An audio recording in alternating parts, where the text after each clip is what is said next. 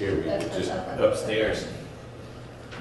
It keeps getting. So we were just talking about this situation. I'll jump off the bench. So it doesn't get in trouble.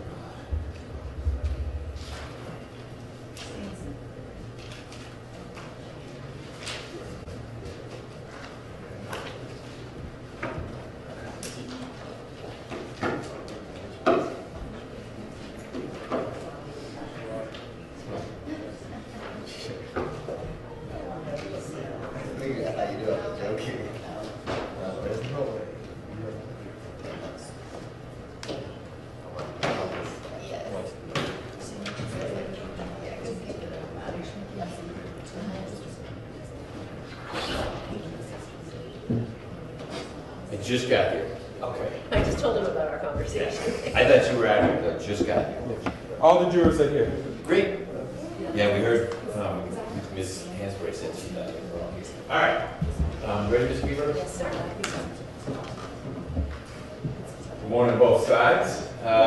Mr. Abate, I received your response. It was timestamped 5-something in the morning. I hope that was wake-up time and not bedtime. If you're going to be handling the next witness, it may take more than 40 minutes before you're crossed. You can go to bed until 5:45 this morning. But I got that. I have not had a chance to read it, but I will look through that, and then if we need to talk more, I'll let you know. Anything else from the state before the defense gets Mr. Davenport back in?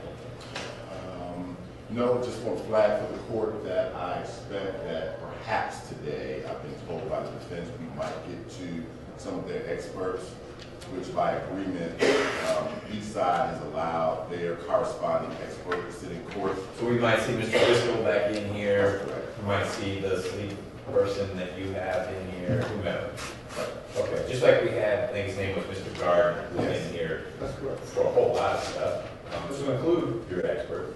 Yeah. Okay. And I remember Mr. Paul was in there. That's right. Okay. Ms. Clark Palmer, anything from the defense before we bring the jury in? Is Mr. Davenport here? He's sitting outside. Great. Okay. Why don't you guys go get him while we bring the jury on? If you're not here, there's one quick announcement. If you're not here for the Macgyver trial, then you need to be 5A. 5A. What's happening in 5A? Well, you know, a lot of their notices are complex code. It says one city. Yeah, okay. 5A. If you had non-complex, that's up in 5A today. That's been for the past.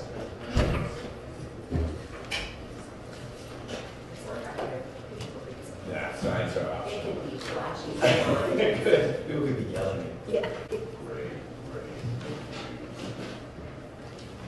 No, I understand that here. Official piece of paper says one seat. One seat. Yeah, and they give you a lot of Okay. Welcome back. Thank you. Make the soccer game. It actually started at 6. Oh. So second half. I was thinking it was 6:30. I pulled into town at 6:55. So by that point it was. You got that. It's okay. It was 4- and 5-year-old soccer. So all they're doing is just kicking each other. That's true. That as a little group. Yeah, that's right. They just follow the ball. Been through that. So that's where we're at right now. Was it your son? My son. My daughter had dance. I don't think he scored this As long as you game. didn't miss it. I did miss this. I did not. Well, it's funny. The one game that he scored 3 goals, I was at a Boy Scouts dinner that night. I was like, why? So spread some of those out. So. All rise for the jurors.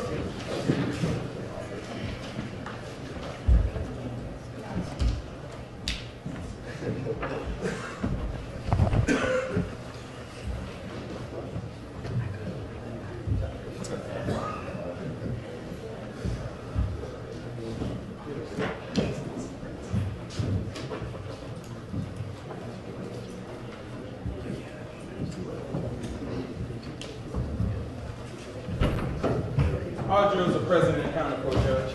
Good morning, jurors. Good morning. Happy Tuesday. Again. Wednesday. Wednesday. This week's been flying by. Look at that. if I'm in the right place. Yeah, my calendar says State versus Macgyver. Okay, well, I'm glad I made it to the right place. Happy Wednesday. Another Wednesday that we're together as well. I do know this much. When we stopped last night, whatever night it was, Mr. Davenport was on the stand. He graciously returned from mid-Georgia and is now going to be subject to cross-examination. Mr. Abate, at least last night, was going to be the attorney from the state who was going to conduct the cross-examination. And we'll go from there. So happy Wednesday, and thank you for orienting me to at least time and not place. And Mr. Abate, when you're ready. Thank you, Judge. Good morning. Good morning. Good morning.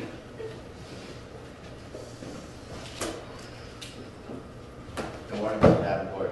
Good morning. Yesterday you said you were employed with our Silla mining company. Yes, sir. Our Silla Mining and Land Company. Okay. And you have been employed there since July of 2010, about 8 years? June of 2010. Okay. And you're the CFO? Correct. Chief Financial Officer. And have you been the CFO the entire time while working with our Silla? I came in originally as a controller, but within the first year, Mr. Ted had promoted me to CFO. How do you know Mr. Ted? Mr. Ted is, let's see, he is a family friend. My wife is from Milledgeville, and her parents are family friends with Mr. Ted and his wife. So I have known Mr. Ted since probably 2007. So, and then he was looking to do an expansion of the company in 2010.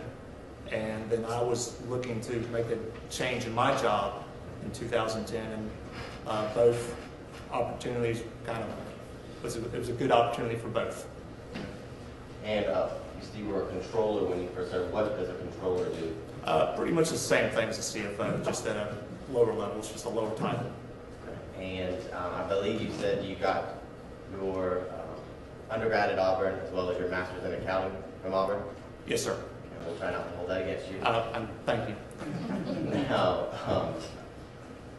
I believe you also said that at some point you had a CPA license, That's correct. but that license has since lapsed. I have not maintained the license. Okay, so it's lapsed. Yes, sir. And when did it lapse? I'm not sure. Before or after you started working with our Silla Mining and Land Company? Probably before. And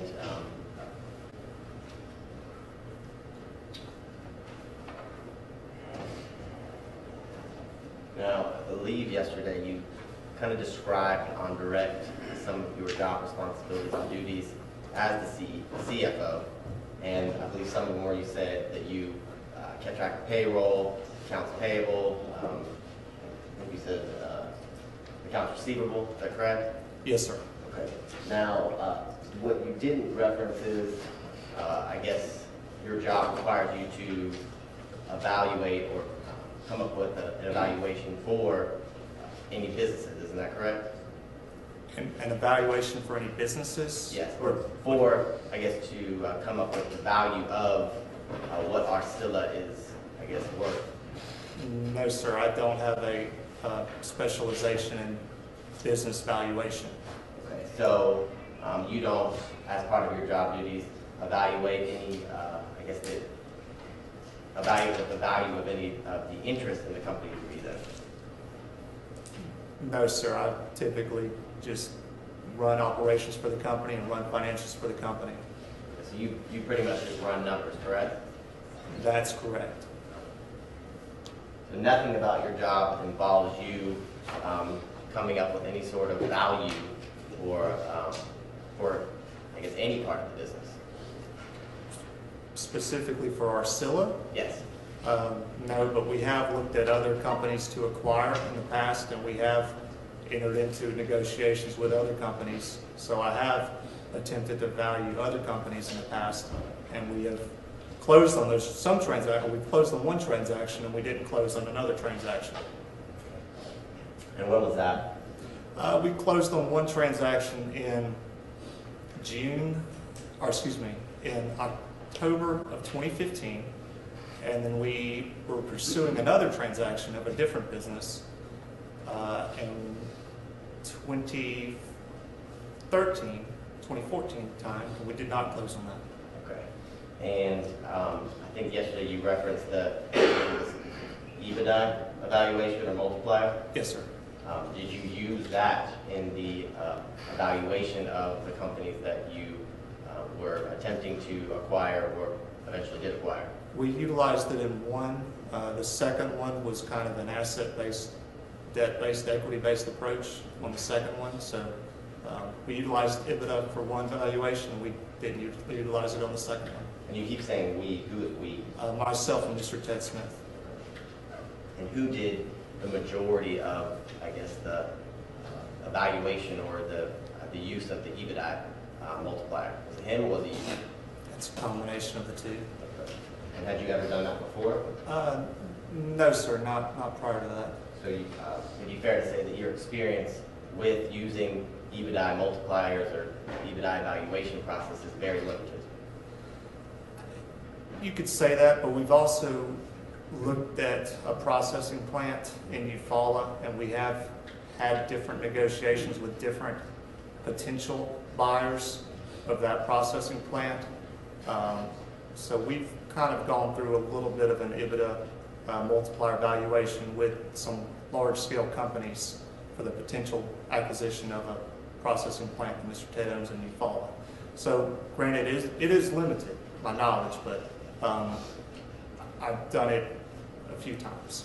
Okay, and what I think I'm hearing you say is that you've done it twice. No, I've done it twice with our Silla, and then with Mr. Ted's process. It was a processing plant he followed. We've been in negotiations with 4 other companies. And that has utilized some type of EBITDA multiplier valuation.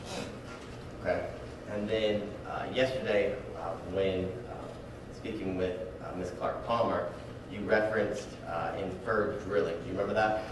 Yes, sir. Now, you don't have any part in the process of inferred drilling, correct? No, sir, I do not. And you haven't been trained how to do, I guess, the process or the steps of inferred drilling? No, sir. I've looked at drill logs, and from the drill logs, I've been able to see the overburden, which is the dirt on top, and I've been able to see the kaolin grain, which is the amount of footage of kaolin, and I've entered that in for invoicing purposes for different customers that we may be drilling their land on. But in terms of being able to compile drill data from different drill logs and map out drill data onto a grid map, I don't have experience with that, and I don't have experience calculating volumetrics of the estimated tonnage on a property. Okay, so if I'm hearing you correctly, what you're saying is you deal with, again, just the numbers after the inferred drilling is done. Yes, sir, you can say that.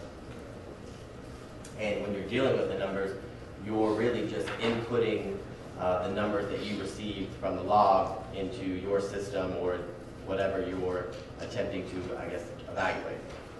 Yes, sir.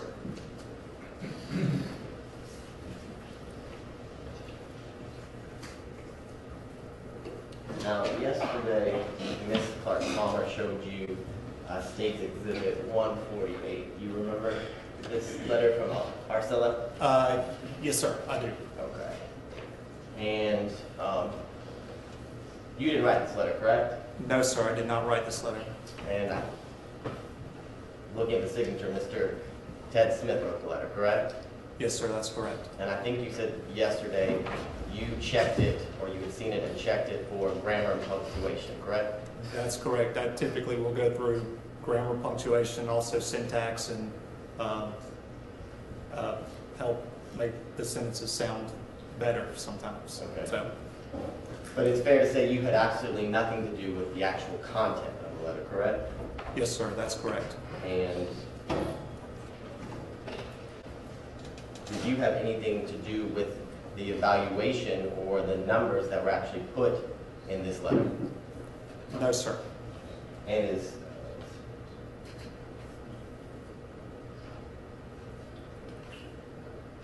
your only, I guess, knowledge of what's in this letter based on what Mr. Ted told you?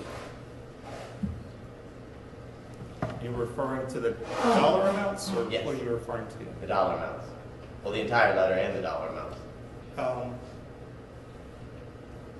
Yeah, I mean, this letter was written by him, and it provides dollar amounts in there, but I think I could see how he came up with some of those numbers. Okay, and I apologize, I'll ask a better question. After talking about this letter, Ms. Clark-Palmer kind of walked through Mr. Macgyver's 10% interest in our Silla mining and land, correct? Yes, sir. Mr. Macgyver has a company called our Silla Resources, and our Silla Resources had a 10% ownership of our Silla mining land and our Silla trucking company. Okay, and I guess what was your part in the actual evaluation process to determine that 10% interest was worth $700,000?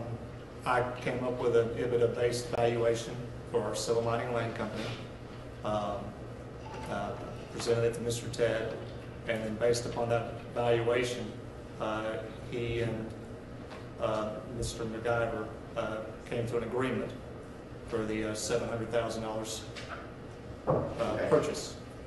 And you said you came up with the EBITDA evaluation number. Yes, sir. How did you do that? I looked at our results for 2014 through 2015, 2016, and expected results for 2017. So we calculated EBITDA each year and then took an average of each of the 3 actual years and then the expected upcoming year for 2017, and then we pulled a multiplier of 3%, or excuse me, three multipliers. So in effect, we came up with an average EBITDA of 2.25, and then multiplied it by 3. Now, that valuation multiplier, has it been audited recently? No, sir. Okay, and so it hasn't been audited. Who would audit it? I guess I'll ask you the question, who would audit it? I don't know. Okay, and I guess who checks the multiplier that you use to determine if it's correct? It's just that typically when you're projecting a multiplier, you look at what your amount of expected business is for the next, 3 years, 5 years, 7 years, 9 years. Some multipliers can range up to 9 depending upon the industry. We chose a multiplier of 3. We could have chosen a multiplier of 4 or 5, but we chose a multiplier of 3 based upon expected remaining contract life for some of our service contracts. So the entire, I guess, evaluation process and the numbers and multipliers that went into it were all based on something you did alone? Yes, sir, and reviewed by Mr. Ted. Reviewed by Mr. Ted? Yes, sir. Now, of this number that Ms. Clark-Palmer, I'll zoom in, asked you about, this $1.5 to $2.5 million range, okay? What percentage of the 10% interest is that number? Well, the purchase agreement that we've looked at was $700,000. Okay. So, but you could make claim that some of the value of our Silla was more than that. And then you also could make claim that some of his mineral interest was $700,000. So. Okay. So, let me make sure I understand. So you paid for what's being paid out for the 10% interest of Mr. Macgyver's interest in our Silla mining is $700,000, correct? That's what the purchase agreement was for. Okay. So, is it fair to say that if you take 1.5 minus $700,000, the remaining would be the interest or what the estimated value of the land is? that's what I would estimate based off the remainder. So this is, again, it's Mr. Ted's number that he put out there. So you don't know? No, I don't have a valuation of his mineral I'm interest. sorry, Mr. Davenport, if I could object to the question, because yesterday when I tried to elicit about his knowledge, I got a hearsay objection. So I think my objection is it's not that he doesn't know, but what the You foundation shouldn't of his say knowledge is. what he thinks. What's your objection? To the form of the question, I think it mischaracterizes the evidence. Okay. I thought the question was, so you don't know the origins of all these numbers because it's Mr. Smith's letter. But if it was something different, why don't you ask the question again? And then if you have an objection to the question, that's fine. Just don't start supplying an answer for the witness. And I think my question was after you explained the $700,000, I asked you what the remaining interest if the remaining interest was the estimated value of these alleged tracts of land. And you said, I think you were unsure or something. That was Mr. Ted's evaluation? Just ask the question and we'll let him answer. Right. What was your answer to that? The remainder value is, I'm assuming it's coming from the estimated mineral worth of the tracts that Mr. Ted references.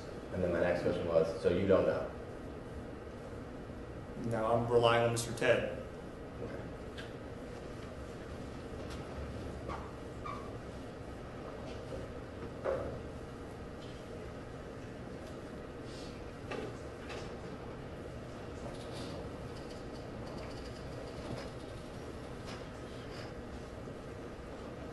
Now, do you remember speaking to me, I guess, around last Friday? Yes, sir. Okay. And do you remember telling me that your knowledge about the alleged tracts of land was very limited? Yes, sir. And that, to your knowledge, the land hadn't been tested since the early 1990s? Yes, sir. And you remember that you didn't tell me that the land had ever been actually drilled upon or mined on? I did not know that it had not. Okay, so when you said that yesterday, was that because Mr. Ted told you that it had been mined on? I think from a mining standpoint, I've looked at the check register. They're all checks written to our Silla resources. So, and I saw some royalty payments on a monthly basis that were sent to our Silla resources. From that, I inferred that it had been mined upon because we had been writing royalty checks. So, but any mining that may have occurred prior to my time with our Silla. So you're assuming that they've been mined upon based on the numbers that you looked in your, I guess, your logs of your system, correct? Yes, sir, based upon a check register. And you also remember telling me that you had no idea where these tracts of land were. After we had our discussion, so I was inquisitive about it, and I pulled up the property tax records, and I realized that one of the tracts was in Twiggs County, and it's really close to where we're currently mining, literally next to where we're currently mining to the west, and also where we're currently mining to the north. So the answer to my question would be no, you didn't know anything about it.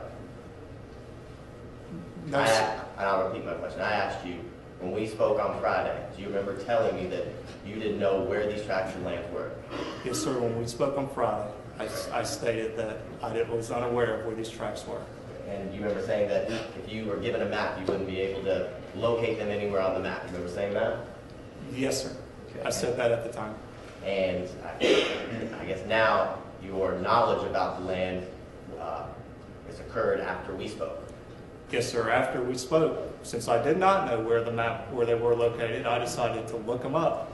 And once I looked them up, I realized that we're mining right next to them. When you say them, I'm sorry, right next to one of the tracks. Sorry. Okay. And you said where mining, who owns, you talked about the two tracts, I guess, that are surrounding this one tract. Who owns those tracts? LLC, a Fin and Feather LLC, which is owned by a man from Sandersville. And then the tract to the north is owned by T.S. Smith Development and Gaywood Timber Company. So the one tract is partly owned by Mr. Ted. Yes, sir. The one to the north is 50% owned by T.S. Smith Development, which is owned by Mr. Ted. And then it's 50% owned by Gaywood Timber Company. And you said that the royalties on this one tract hadn't been paid since 2004, correct?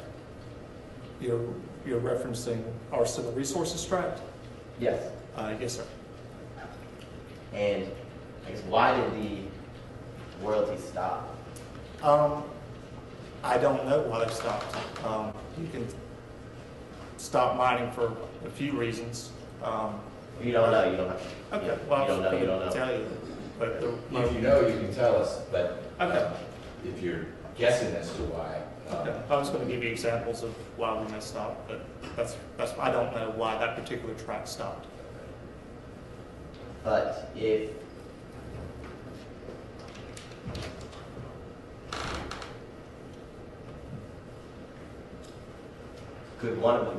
is one of the reasons that drilling would or mining would stop on a piece of property is because there is no more kaolin on it.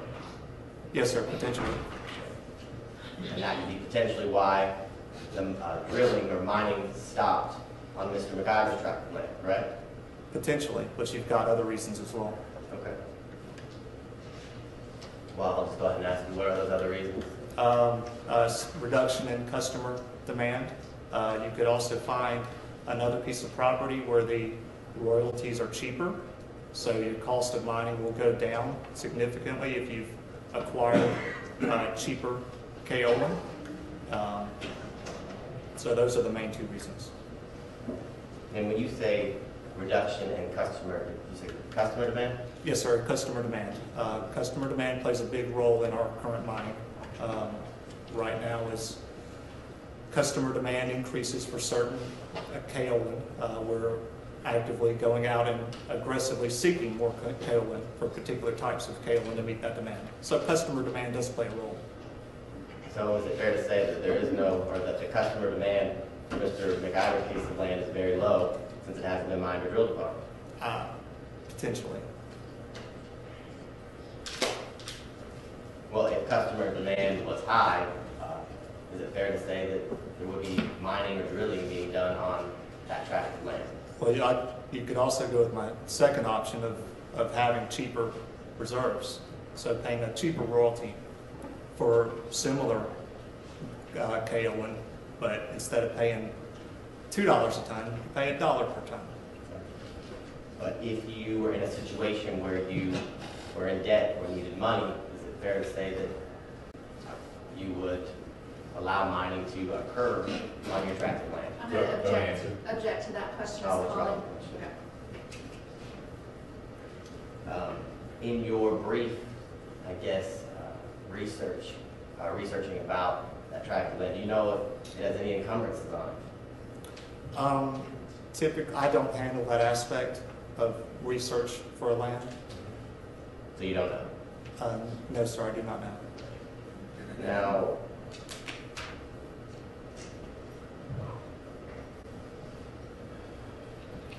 how much, so of that $700,000 that, what was, damn, I don't want to phrase this without getting any objection, hold on. You valued, based on your, I guess, EBITDA process, the 10% interest of Mr. Macgyver's interest in our Silla to be $700,000, correct? My evaluation? Yes. It was actually a little bit higher than that. Okay. How much of that or equity did Mr. Macgyver actually get? Did you get full 700? Was it lower than that? We have a purchase agreement. I don't know if it's been looked at or not, but it's for $700,000. Of the 700, Mr. Macgyver had already taken draws of $125,000 prior to that. So effectively, you had $575,000 at the date of signing, at the day of signing, we sent him a check for $200,000 on end of January, and then another $50,000 30 days after that. This is January of 17. And then we had a promissory agreement for the remaining balance of $325,000 to be paid out in over 5 years at 4% interest, roughly $73,000 a year. And how many of those payments has been, I guess, fulfilled and made? One so far. So how much is still owed to the defendant? It'd be roughly $325,000 less $73,000. You're good with numbers, not me. I'm doing it right now in my head. Okay. Roughly $250,000. Okay. I'm going to take your word for it. Okay, thank you. Now, I want to ask a question about something you said at the very beginning about he had already drawn down $125,000. What do you mean by that? In 2012, we sent a check or a wire transfer for $105,000. Of that wire transfer, Mr. Ted and Mr. McIver had noted that $70,000 would be a draw against any potential future buyout, and then $35,000 was for $35,000 was for his income taxes.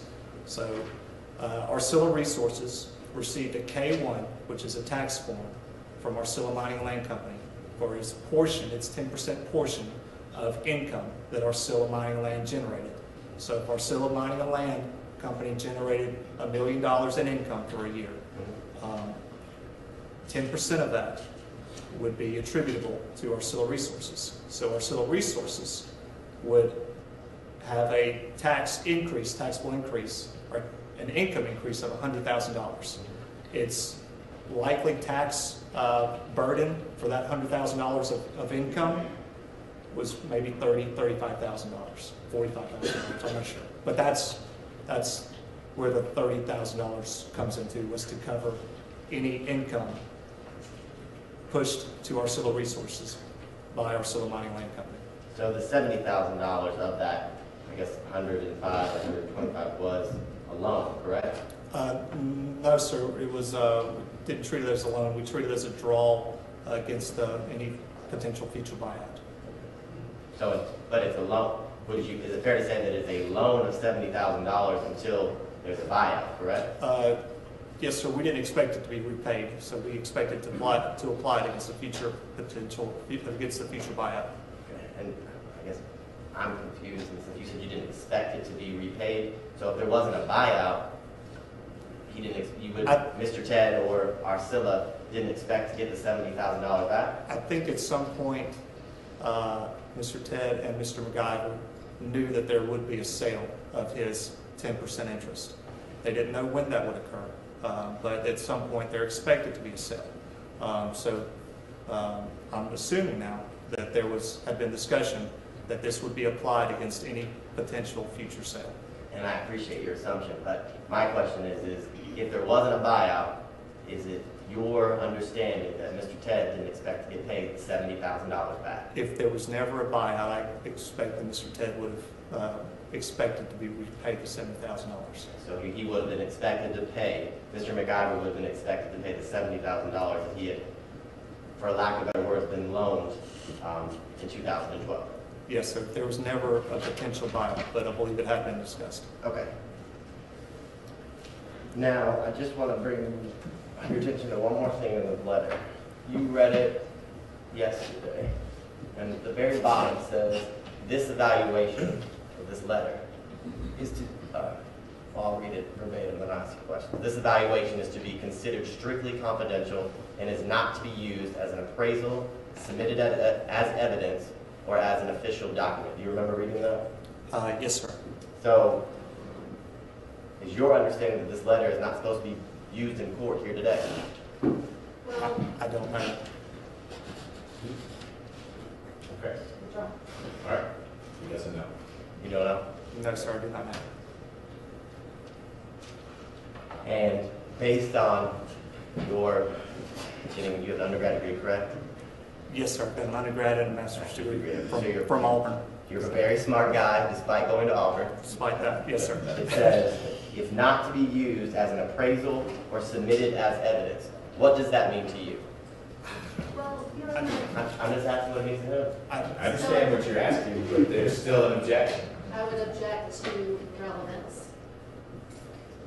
I would object to relevance. And Okay. also that the document says what it says. Right, and we've heard that refrain before, I think for good reason. It says what it says, and unless you're going to lay a foundation for Mr. Davenport to be a contractual or legal expert to say this is the legal meaning of that sentence, then he would be providing his version of Merriam-Webster's meaning, and I don't think that's relevant. So I'll sustain the objection at this point.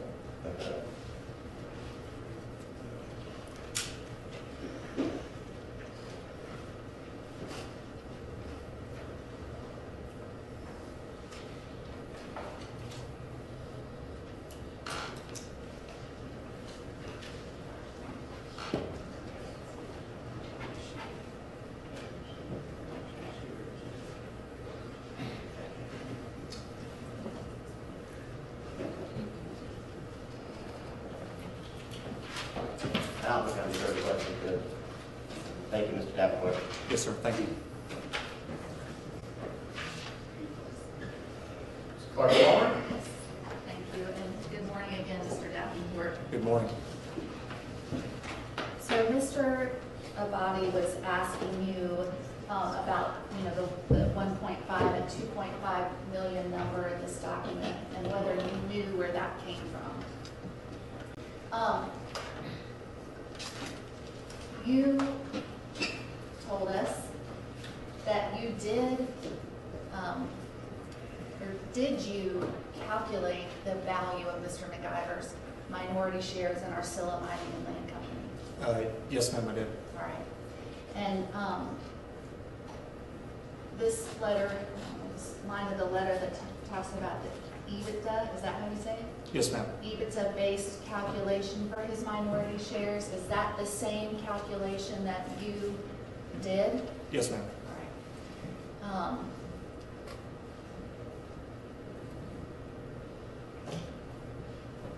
So, is it fair to say, if you know, that for some portion of this dollar amount, it depends on a calculation that you performed?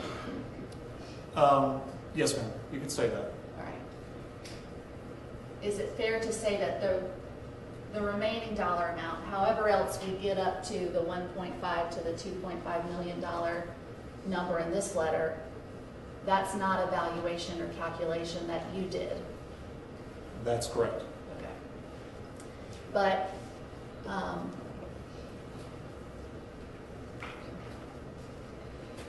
the second part of this sentence references on the 3 tracts that Mr. McIver has an interest in, and you know of 1 tract that Mr. McIver has an interest in.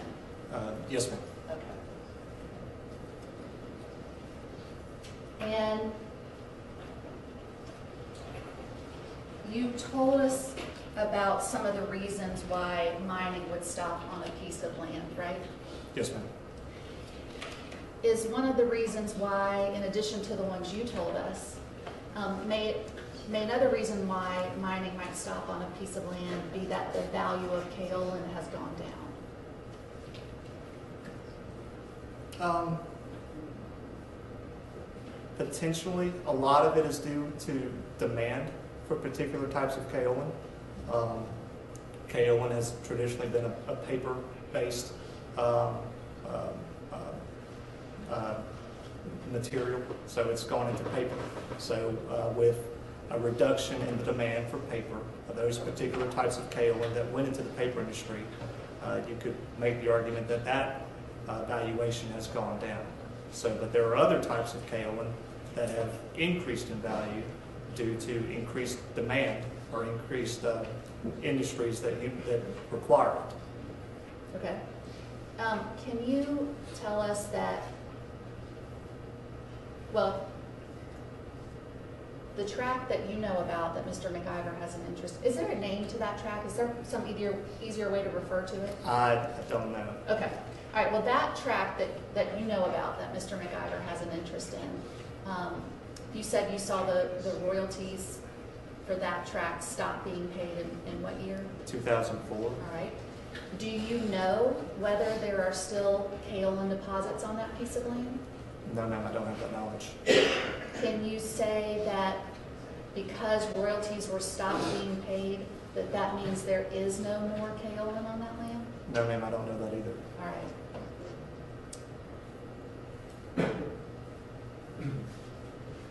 And Mr. Abadi also asked you about some conversations that you had with him before today, right? Yes, ma'am.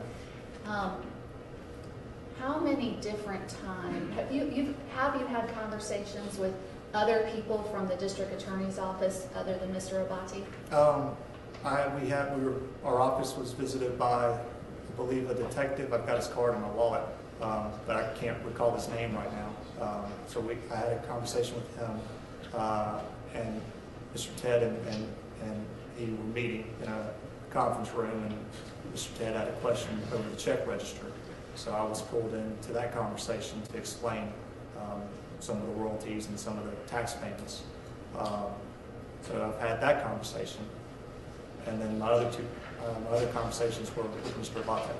Okay. So at least 3 conversations you'd had with somebody who was a member of the district attorney's office? I believe so. I believe I've had 2 conversations with Mr. Abate, and then I had a conversation with that detective.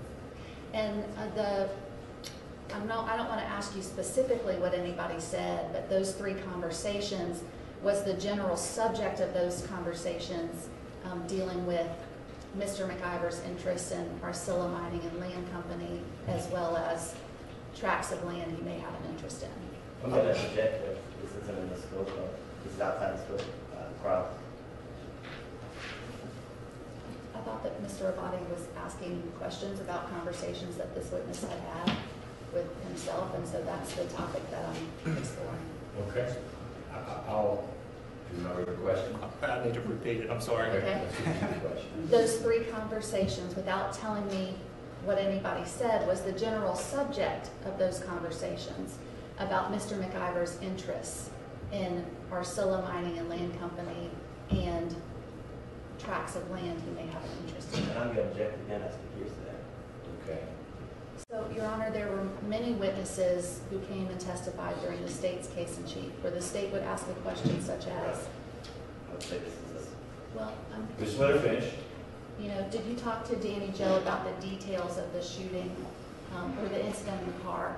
Yes, I did. Okay, I don't want to ask you to tell me what she said. Same type of question. So the fact that one side didn't object to what the other side did isn't basis to say you should overrule an objection. If you want the jury to rely upon this witness saying, we talked about subject X, you are offering his observation, his recollection of the subject matter for the truth of the matter asserted. So I'm not disagreeing with what has happened with other witnesses, either on cross-examination, and there was no objection from the state, or on direct examination, and there was no objection from the defense. Wisely, people don't object every time they can. But I'll let you respond in a second. But it does seem to me, unless I'm missing it, that you are asking this witness to effectively summarize, was the topic, at least in part, X? I'm offering, out of court statement, a summary of it for the truth of the matter asserted. So if you can show me how that's not the right analysis, then I'll let you proceed. But otherwise, I agree with you that there have been times that both sides have asked questions like that, and the other side didn't object. But we're dealing with it here and now. Well, I was going to say my memory is I think on some of those occasions, you know, we did object. But my answer to what you just said is that I'm not seeking an out-of-court statement. You know, what did the investigator say, or what did you say in this conversation?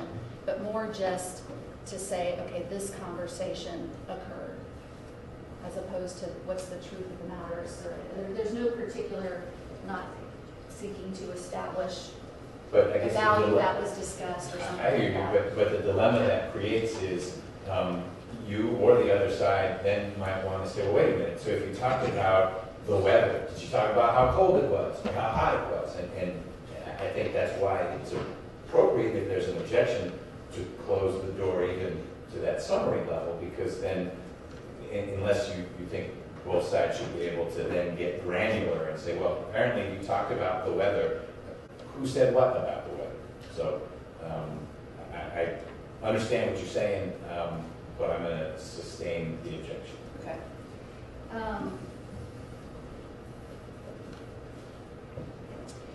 So, part of your job as being CFO, I heard you say that you may not be able to go out and plot drill points on a map or something like that. But as part of your job as CFO, do you have to have an understanding of what your business does? Yes, ma'am. I've got to have a idea of the expenses that we incur when we go out and plot drill points on a piece of property. I've got to have an idea of what we need to, if we are seeking land for a particular customer, we will actually go out and drill for a particular customer, and we will then in turn send an invoice to that customer for those drill costs. So I've got to be able to review the cost and then add our overhead cost on top and add an estimated profit percentage on top. So I've got to have a general understanding of what is entailed from a drilling standpoint. Okay. And how did you come to have that understanding of how the business worked? Did you take classes? Was it through some sort of, what I would call on-the-job training, or just sort of generally, how did you learn how our Silla Mining and Land Company works? A lot of it was on-the-job training. Mine was a new position with our Silla Mining Land. I wasn't replacing anybody, so a lot of what I had to review, had to analyze, I had to come up on my own with that aspect. So. Okay. And when it came to doing the EBITDA value of the business, is it important to do that as correctly and to the best of your ability to come up with that value? Yes, ma'am, it is. So especially when you're potentially buying or acquiring, buying or selling a portion. So you want to come up with a true value or an attempt at the correct value, so you don't lose out on a deal or get into something that you should not be getting into. If you thought, when you did the EBITDA calculation for our Silla Mining and Land Company, did you feel that you were competent to do that calculation? Yes, ma'am. I had a general understanding of the business. I prepared the profit and loss statements for the prior 6 years. I had control of all transactions of the business. So based off my knowledge of the business, I was fully prepared to prepare those statements, prepare those EBITDA statements. So yes, I'd say on that regard, yes. If you felt that you weren't competent to do that calculation, would you have done it? No, ma'am. We probably would have sought someone from the outside to perform that. Okay.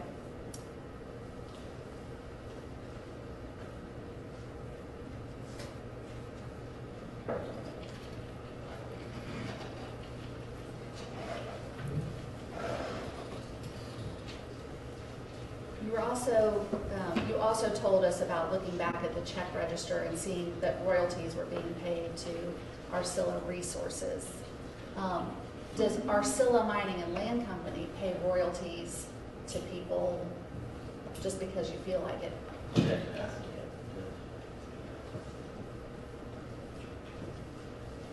The question just before, or earlier? About royalties in general, but earlier on direct.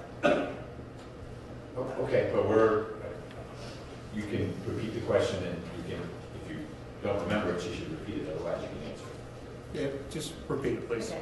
Does our Silla Mining and Land Company pay royalties to people for no reason? No, ma'am, we pay royalties based upon the tonnage that we remove from the ground. Does our Silla Mining and Land Company pay royalties to Mr. Macgyver specifically for no reason? No, ma'am. I don't know why we would do that. All right. So granted, that was before my time, but right now, when we pay a royalty, we pull the ton of kaolin out of the ground and sold it. And you told us about in 2012 the check that went to Mr. Macgyver for $105,000, and you were asked about the $70,000 amount. And how did you characterize that amount? What did you call it? I called it a Did you call it a loan? I did not call it a loan. I called it a, goes against the potential future buyout. Okay. Was there any written document where Mr. Macgyver promised to pay that money back? No, ma'am. All right. Was there any interest that our Silla Mining and Land Company was charging to him on that $70,000? No, ma'am.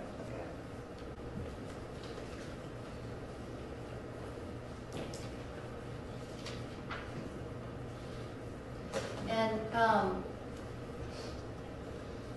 Mr. Abati asked you about your review of this letter from Mr. Smith. When you reviewed the letter, did you read it? Yes, ma'am, I did. When you read it, you told us that you were reviewing it for mainly sort of punctuation, grammar, and syntax, right? Correct. If you had seen some kind of error in the content, something in the letter that you knew was incorrect, would you have brought that to Mr. Smith's attention? Yes, ma'am. Was there anything in the letter that you read that you knew to be incorrect? Based off my knowledge, no.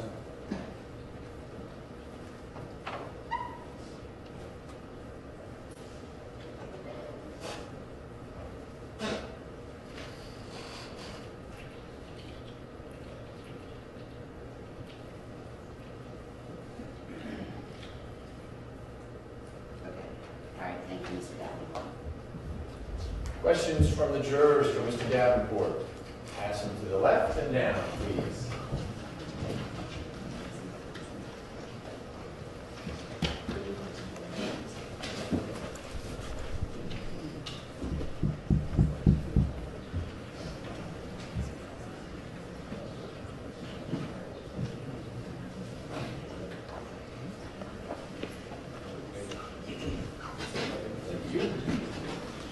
We have one more, Judge. Okay.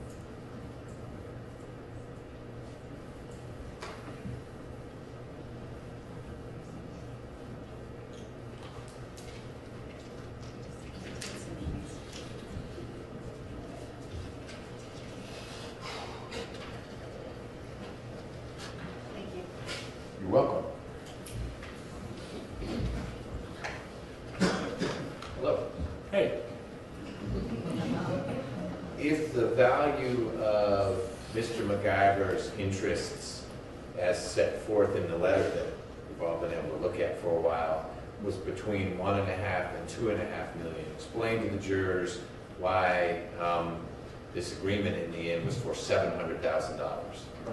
Right.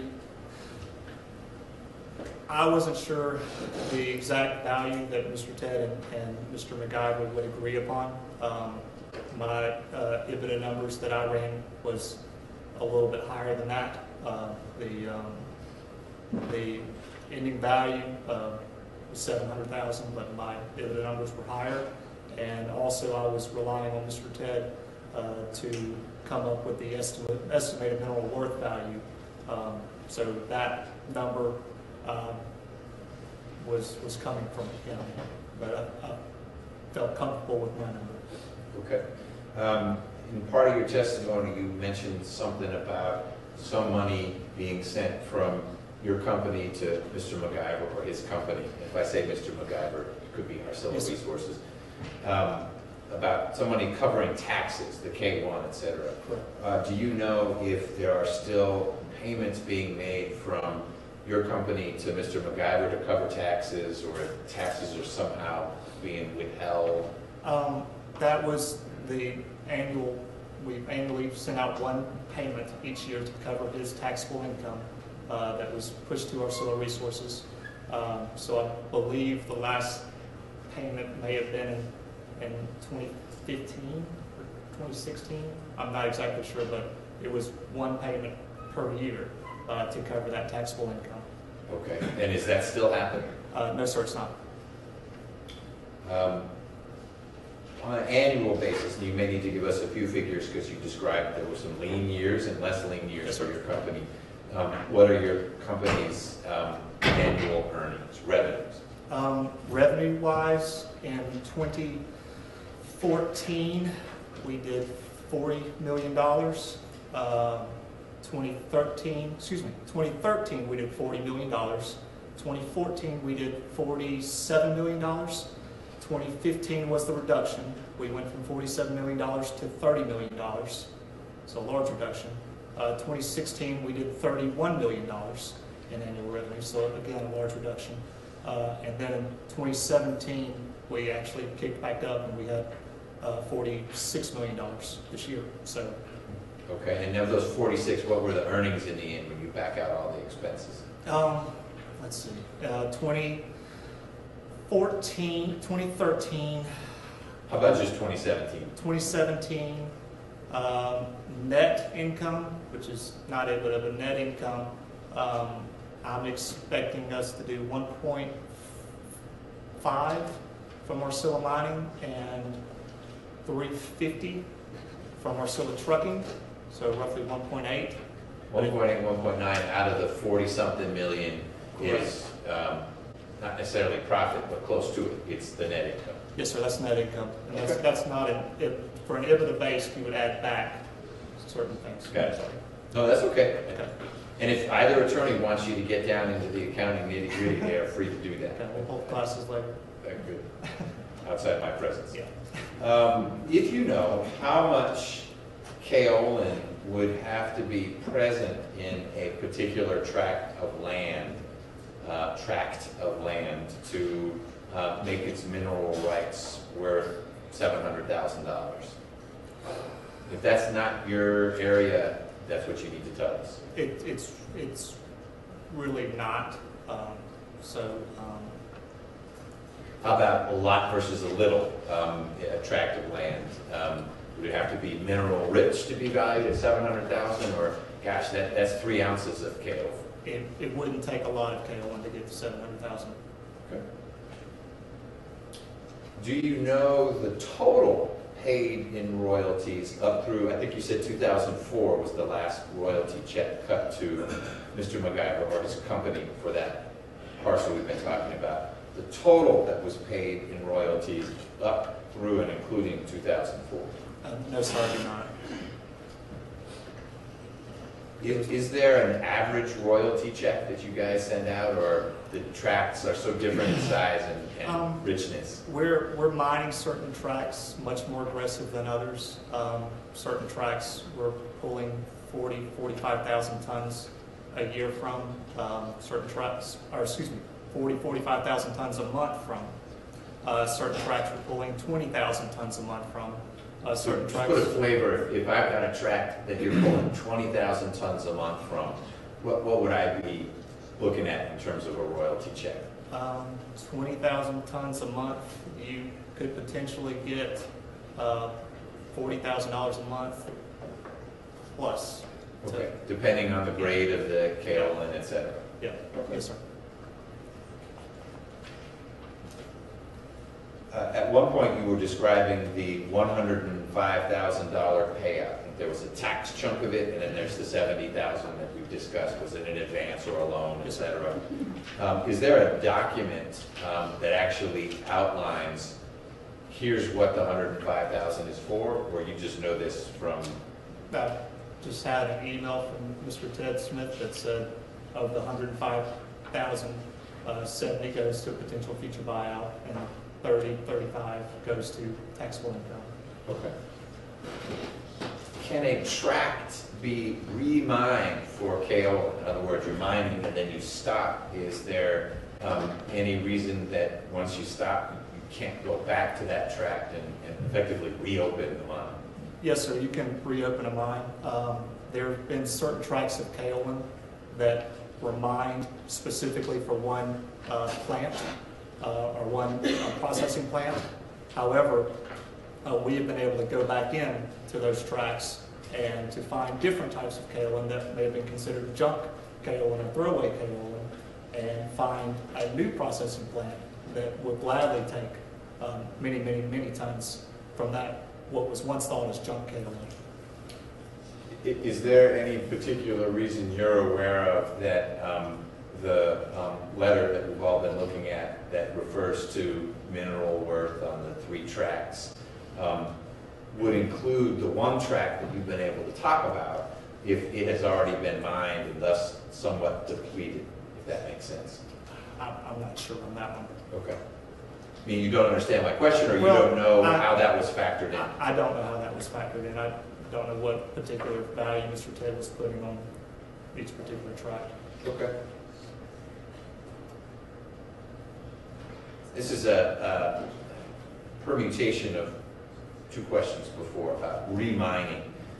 Is there any requirement you're aware of that says if you stop mining a tract, it has to lay fallow for a certain amount of time before you all could go back in?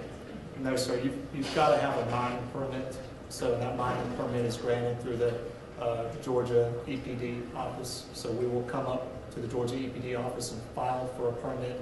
That permit will have to put an irrevocable letter of credit to the state, and we will have to provide a plan that shows we're actually going to move this dirt. We expect to pull out of this pit this amount of tonnage, and then we also have this plan for reclaiming the pit or the mine once we're finished mining. But as long as that permit is in effect, there's no limit. So now granted, a permit can lapse, but I can file for a new permit to reopen any mine that's, I guess, has not been mined in a while. How long does a permit last? We typically will mine any particular tract for 7+ to 10 years or so. And you don't have to re-up the permit? We do not have to re-up the permit, no, sir. Okay. So they're indefinite. So it's not indefinite, but to my knowledge, there's no time limit on the permits. Okay. You first, I can go yes. first. Ms. Clark-Palmer, any follow-up Yes. based on those questions? Yes, thank you. Mr. Davenport, Mr. McIver's minority shares in our Silla Mining and Land Company, is that something that is separate from the tract of land that you know he has an interest in? Yes, ma'am. Okay. So the $700,000 that was in the purchase agreement, does that have anything to do with the mineral rights or mineral worth of his tract of land that he has an interest in? No, ma'am, it does not. All right. That solely relates to, Objection leading. what does that relate to? The $700,000 solely relates to his 10% interest in our Silla mining land and our Silla trucking company. Okay.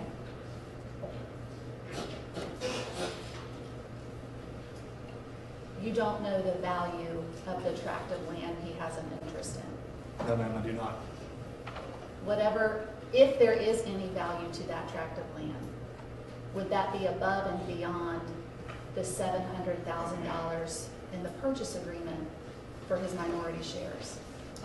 Based off Mr. Ted's letter, I'm assuming so. Also speculation. I'm not sure I was calling for speculation, but I understood that his answer. So let me see if I can re-ask it.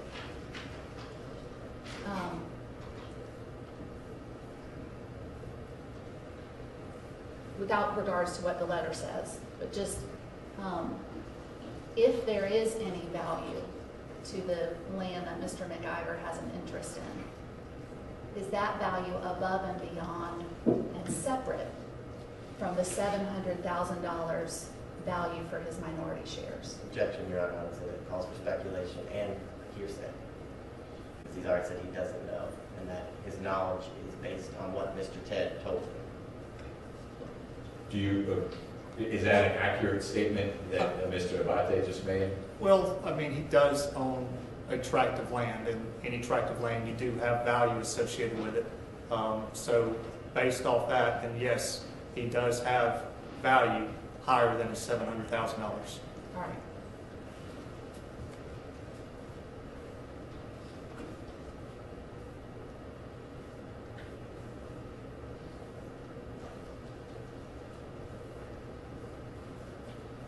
Okay, all right, thank you, that's my fault.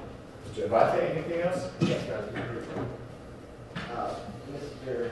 Davenport, you talked about, I guess, the royalties when the judge asked you the question about how many or how much or what the amount of the royalties that was paid to Mr. Mcgann. Do you remember that question? Yes, sir, I do. And I'm sorry, I didn't hear your answer. Did you know that amount? No, sir, I did not. With looking at a copy of a spreadsheet that you produced to the District Attorney's Office, help professional recollection. It can, but I'll need a calculator. Okay. Thank you. So I should have put a total at the bottom. I didn't. I'm sorry. Okay. You mean Yes. add it up real quick? Well, first, I guess, look at it and see if it refreshes your recollection. If it does, Okay. Sorry. you don't have to add it. You can just give me an estimation based on if your recollection is refreshed. Well, do you recognize that yes, document? yes, sir, I do recognize this document. And just looking at that, refresh your recollection as to how much in royalties was paid to Mr. Macgyver from up until 2004. Yes, sir, you could utilize this check register to total up the amount that was paid to Mr. Macgyver for royalties up until 2004. And what is that amount? I would have to estimate, but I can, it's 3 pages. I don't know. You mean to add them all up real quick? Or? Okay. Yes, please. All right. 1, 2.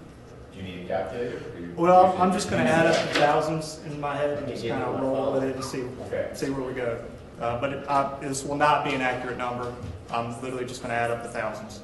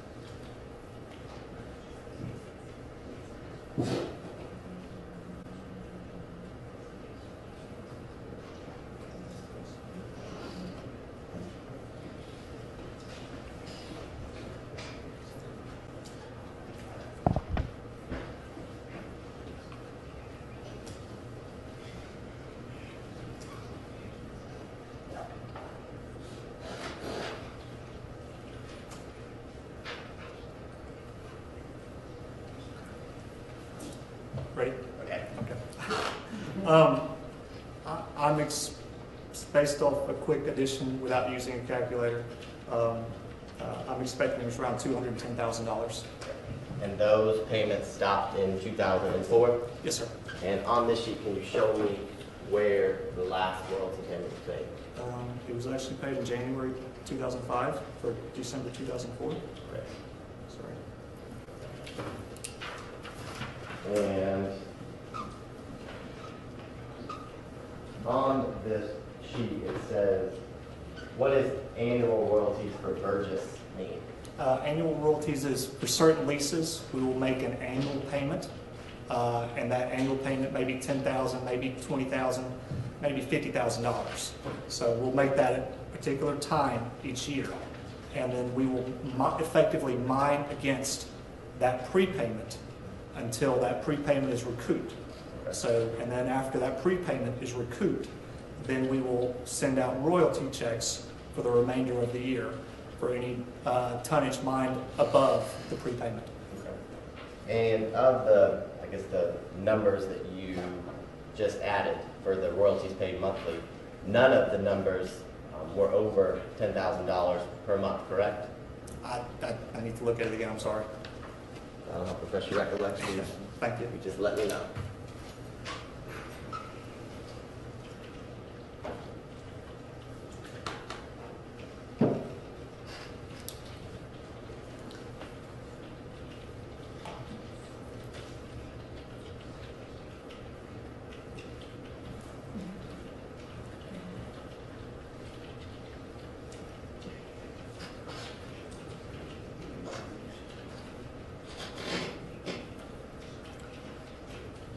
I've got three numbers at $25,000. I've got, there's 9,000. There's a couple 10,000s. But the $25,000 ones that you're speaking of, Yes, sir. those aren't monthly. Those are the annual royalty payments that were paid for the tract of land, correct? Yes, sir, that's correct. So I guess my question was, none of the monthly royalties that were paid to Mr. Macgyver over, I guess, the span of 1997 to 2004 ever were above $10,000, correct? With the exception of the annual prepayment, it doesn't appear to be. So, no, sir. Okay, because the annual is for the full year, not just for 1 month. That's correct. You made an annual payment every year, and you mine against that. So, Okay. yes, sir. And then you talked about, I guess, when you were answering some of the questions about the tract of land, and then you earlier said that you've done some research about the tract of land that's located in Twiggs County that we've been talking about. And when you were doing the research, did you see that the tax assessor had appraised that piece of land for $41,000? I object to the question. Here's it.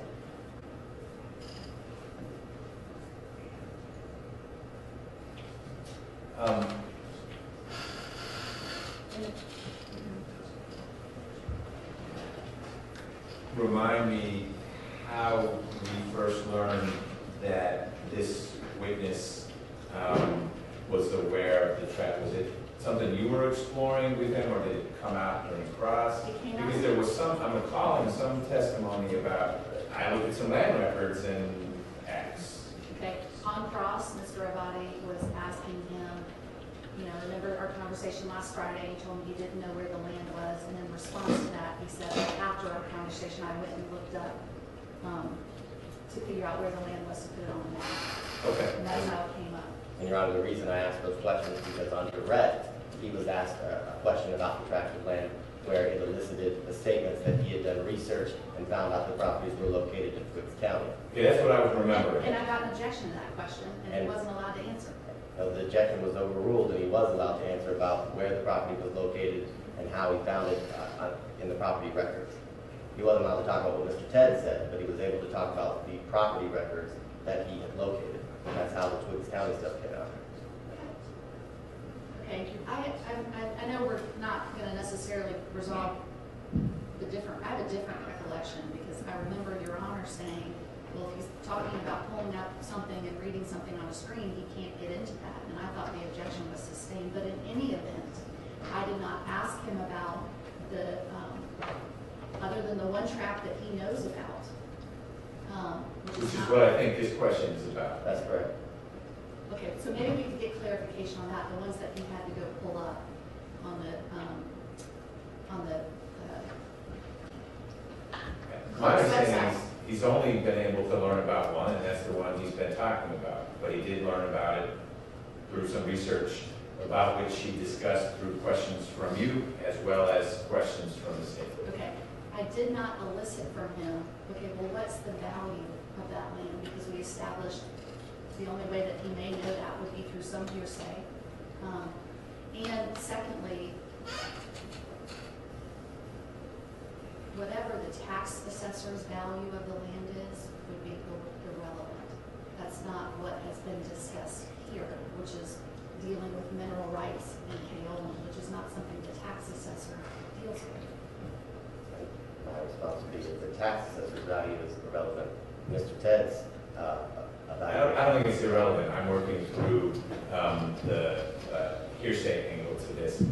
How is there not a good faith basis based on official records that wouldn't be hearsay? To ask the question. To ask the question. Whether he knows it or not is a different thing. And of course, the question is not evidence. If he is allowed to ask a question about what he has gone and looked up on the clerk's website, then I would like some follow-up about other things that may have shown up on the clerk's website. If it's not hearsay because it's an official record, May I add, I'm so sorry, looking something up on a website is not an official record. You may be able to get something from that entity that would have a business record certification with it, but looking it up on a website doesn't make it a business no, record. I appreciate that, but in the end, if there's a good faith basis to believe that the official record that I have no doubt the state could get is a cross-examination. There's a good faith basis to ask that, and it isn't, that basis ultimately wouldn't be hearsay. I don't know that. And may I have some brief follow-up on other things that might be found out from Well, that's what I was business going to records? ask. Why wouldn't the same apply in the other direction? Except that it can't be a leading question, and so you can't load a lot of content into it in the way you can with a leading question. Agreed. Okay. All right. So why don't you ask the question again? And this witness has been on staff for a long time for this issue, but you asked your question. My question was, is through your research into, I guess, the land, the tract we've been talking about in Twiggs County, did you learn that the tax assessor had evaluated the land at $41,000? No, sir, I didn't look at that number. I simply looked at the location of the property. No further questions? Okay. Just very brief on that issue. Sure. Mr. Davenport, when you went and looked, what is it, where did you go look? There's it's a government website, it's QPublic. Every county has one.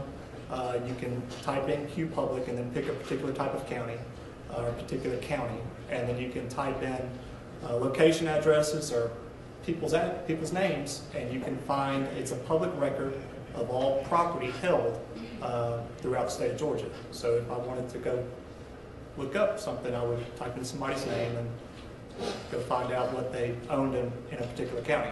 Okay, and what did you type in when you looked it up in this case?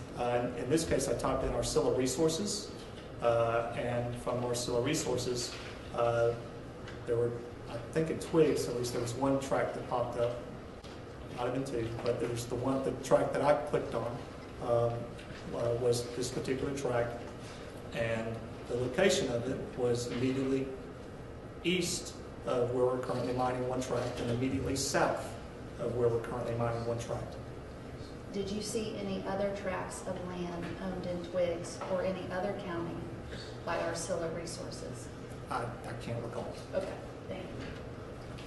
So, folks, I want to share something with you that may seem nuanced, but it's important. The question that Mr. Mr. Abate asked about some tax assessor value. That question, of course, is not evidence. And the witness gave the answer the witness gave.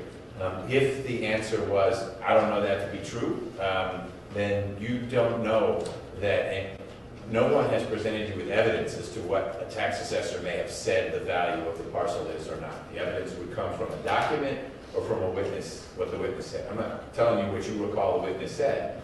If the witness embraced it, then there might be some evidence as to an assessed value.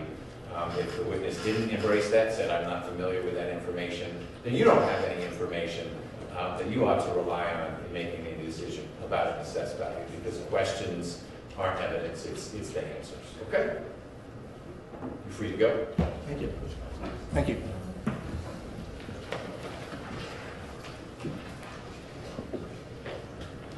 Next witness. Blair Brown. I'm sorry. Blair Brown. Okay.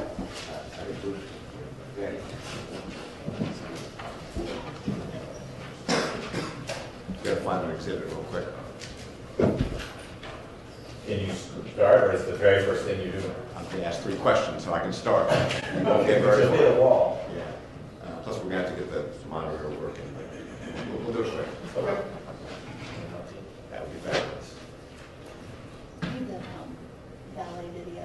I think it's 217.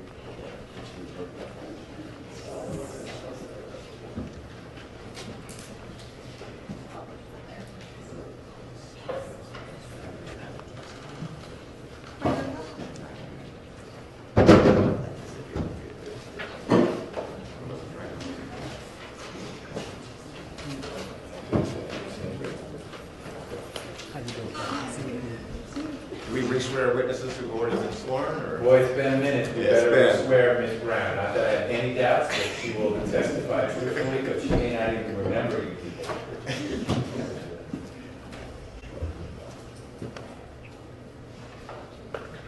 Okay. This could be a quick witness. Should we take our break now, or can we make it through this witness? You make it. Can we make it through? Okay. All right. I didn't mean to mischaracterize. You said 3 questions. And so the jury. It was a lawyer's 3 questions. Okay. But even the lawyer's 3 is pretty quick. Let's swear Ms. Brown in, Do please. you swear and affirm that the testimony you should give the court today will be the truth, the whole truth, and nothing but the truth, so help you God? Yes, ma'am. If you will, have a seat. Get as close to the mic as you can. For the purposes of the court's record, please state Sorry. Please state and spell your name. Blair Brown, Blair Brown. This may seem like a Mobius strip. We're back to Emory again, but it never ends. You are employed where? Emory University Healthcare. Okay. And right now, which facility are you at? Now I'm at Emory Midtown. Okay. And back in September of 2016, where were you? I was at Emory main campus off Clifton Road. Okay. And what department were you with at that time? Emergency department. Okay. And you've testified already? I have. But it was a month ago. Yes. Okay. Thank you for coming back. I just have a very short question or 2 to ask you, and I'm going to ask you to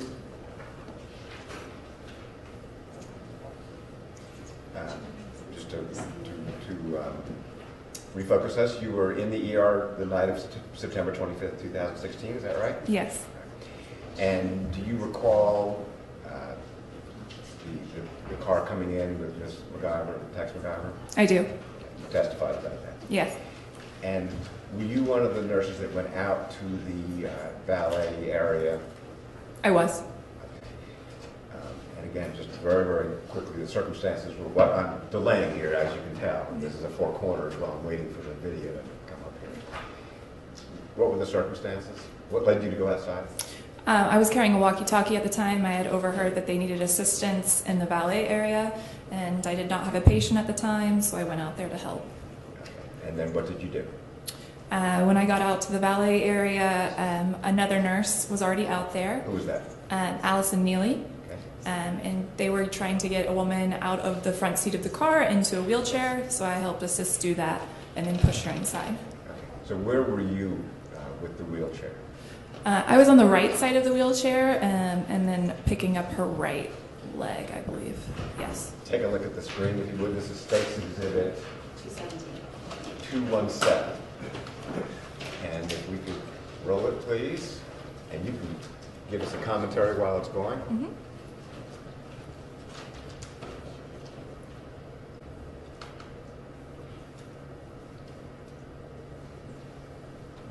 This is the entrance to the ER, correct? Mm-hmm. And that's The the horseshoe. white SUV to the right. There it is.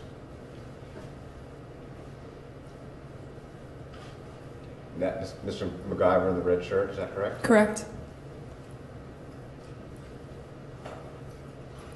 Tell us when you come out of the door there, if you would.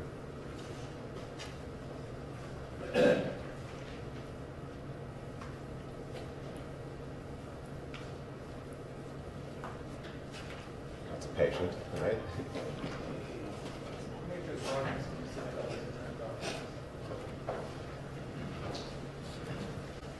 There's a wheelchair. Yes.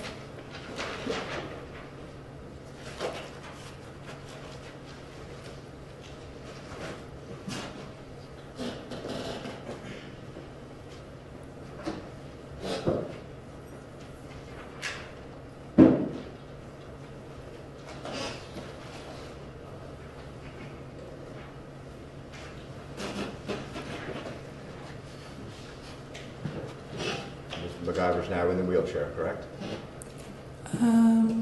It appears so. And now who's that coming in? That's Allison Neely. Okay, and behind her? Is that you behind her? No, that's just Allison. No. Oh, there's me. Sorry. There's you. There's the door. Okay. Now Yes. both nurses are in the picture? Yes. Uh-huh. Okay. Let's just get into the door.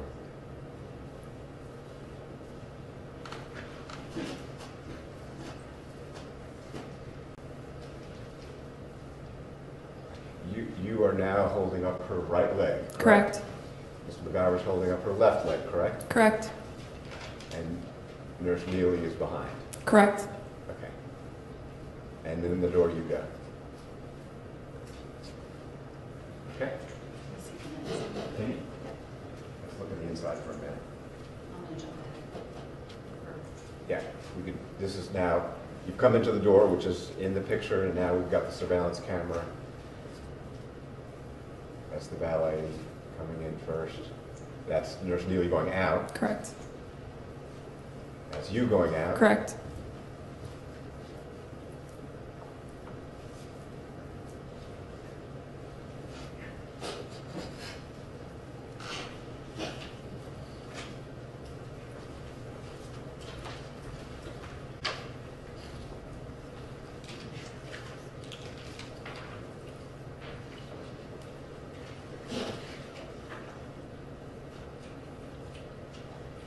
Coming in now. Yes. Okay, you're still in the same position. Mr. Macgyver's left leg, your right leg. Yes. Wait, could you stop it for 1 second? How close are you to Mr. Macgyver right here? I mean, we can see the video, but if he was talking, would you hear him? Yeah, probably 18 inches from him. 18 inches.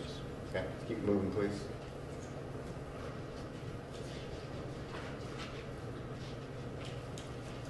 Okay.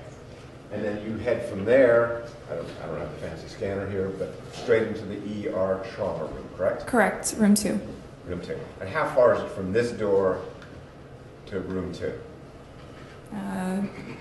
Maybe 4 meters. You talking meters? Where are you from? West Mid. 4 meters, all right. And then into the ER you go, correct? Yes. And do you go into the ER or does... Into Do you room go 2? into the room? Yes, I did go into room 2. And here's my one of 3 questions. Did you, well, I know these are lawyers 3. Did you hear, while you were 18 inches away, Tex McIver say, Objection. I haven't finished The the... question is leading. I'm asking whether she heard something. It's not leading anything. You can ask did she hear her say anything? That is not correct. I can ask, did she hear X? It's not suggesting an answer. I don't disagree, but I did. What's it mean? ADA. Did you hear Tex McIver say, I shot her in the bathroom while I was cleaning the gun? No. And did you remain 18 inches away from him, until you got into the room? I believe at the entrance of the room, he stepped aside and let us nurses take over to put her on the bed and so forth. But during the time that you were alongside the wheelchair and Nurse Neely was behind the wheelchair, pushing the wheelchair, you did not hear him say those things? Correct, I did not hear him say those things. So those are my 3 questions. Ms. Griffin, any questions this time for Ms. Brown?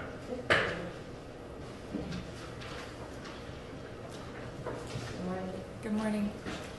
We just watched the video of the defendant coming to the hospital, right? Yes. And you said that you were there from the time that you took her out of the car and brought her into ER room 2, right? Yes. And during that time, you saw him and you saw what he was doing? Yes. And when you all came out, so if he said that people were scurrying around and a gurney comes out and he helps load her on the gurney, would that be true or false? Well, a gurney never came out of the room. The gurney was always planted in room 2. Did you ever take a gurney outside? No. Okay. And if he says that as you all were walking into the hospital, he was holding her hand, would that be true or false? I did not see her holding, him holding her hand. He was holding her left leg. And when you say he was holding her left leg, did he grab it on his own, or how did he come to hold her left leg? I asked him to hold it up so that we could move her in the wheelchair. And when you asked him to hold it up, just tell the jury how you had to tell it. So when she was in the wheelchair, you could see her kind of laying limp, and Miss Neely tried to push, and obviously we weren't going anywhere with her legs dragging, with her left leg dragging. So I said, pick up her leg, pick up your wife's leg, and he picked it up and we started moving. Okay, and while you were trying to get Miss McIver to ER room 2, were you focused on what he was saying or what he was talking about? No, I was focused on the patient and just getting to room 2. And also, at that time when we were moving, I radioed to my charge nurse that we were coming to room 2. Okay. I have no question. Can you redirect? You get to do that. I can't remember how. Regardless of whether you're focusing or not, when you're 18 inches away, would you have heard him say? Objection, Your Honor, leading. It's not leading. Did you hear him say, I shot my wife in the bathroom while I was cleaning my gun? I did not hear him say that. Any questions from the jurors for Ms. Brown this time around that you forgot to ask last time? No? All right. Thank you, ma'am, for being here. I don't think we'll bring you back again, but just be ready. All right, ladies and gentlemen, we're going to take our morning break. I know a couple of you asked for it even sooner than that, but we had a witness. We've taken care of that witness. It's Wednesday. Go have your morning break. We'll get you back in here in a few minutes, and we'll keep making progress. Thanks for your attention so far. Don't talk about the case during the break. All rise for the jurors.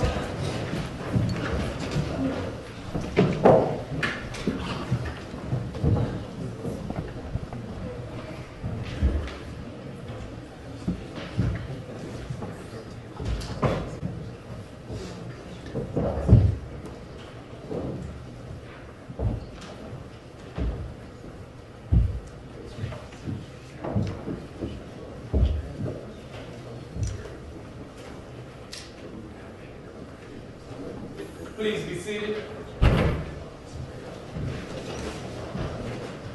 Mr. Samuel, anything we need to take up before we enjoy our morning break? From the state?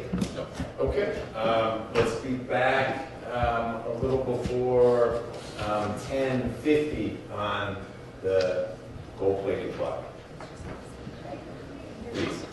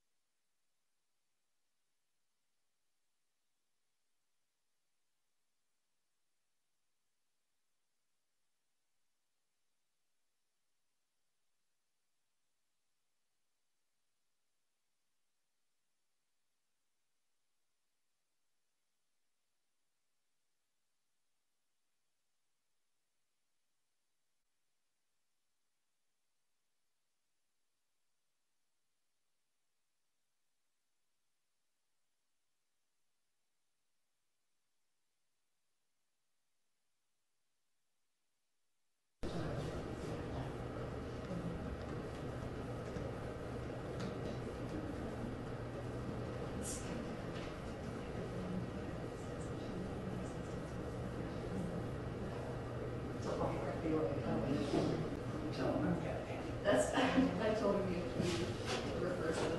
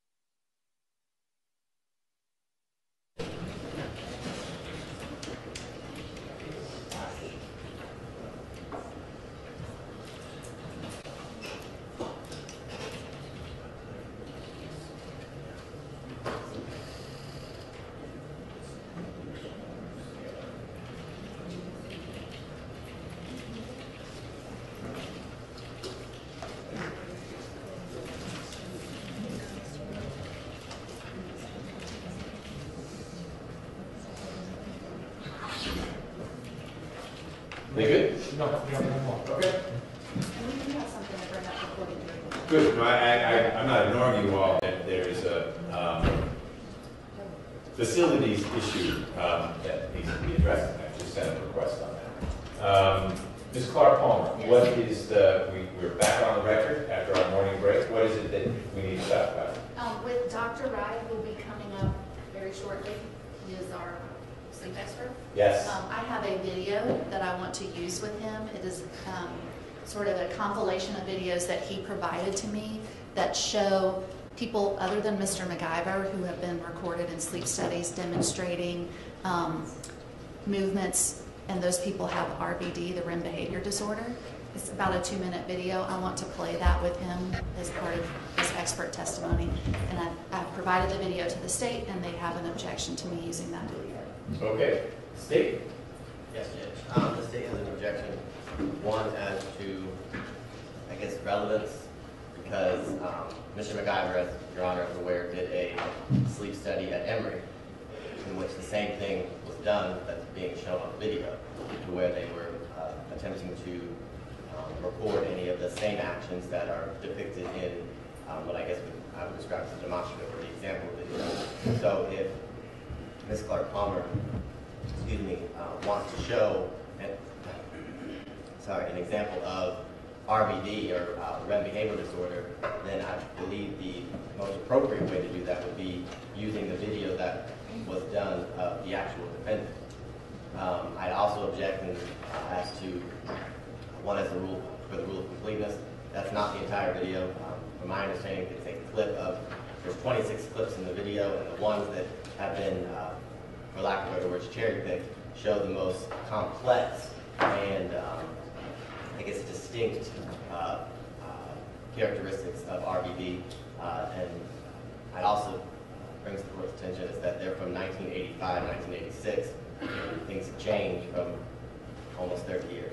So, Meaning RBD affects people differently because of the passage of time? no, the way that RBD, I guess, is treated and diagnosed, from my understanding, has changed over the years. Okay, but the symptoms, if the symptoms are the same, which I would expect them to be even from 1,000 years ago, if this demonstrates the symptoms, I don't know that the fact that the video, I'm not disagreeing with some of your other grounds, but the fact that the video is from yesterday or from 20 years ago, I appreciate it's not of the defendant, but I don't know how the age of the video, unless you're saying it's going to be hard to see because it's so grainy.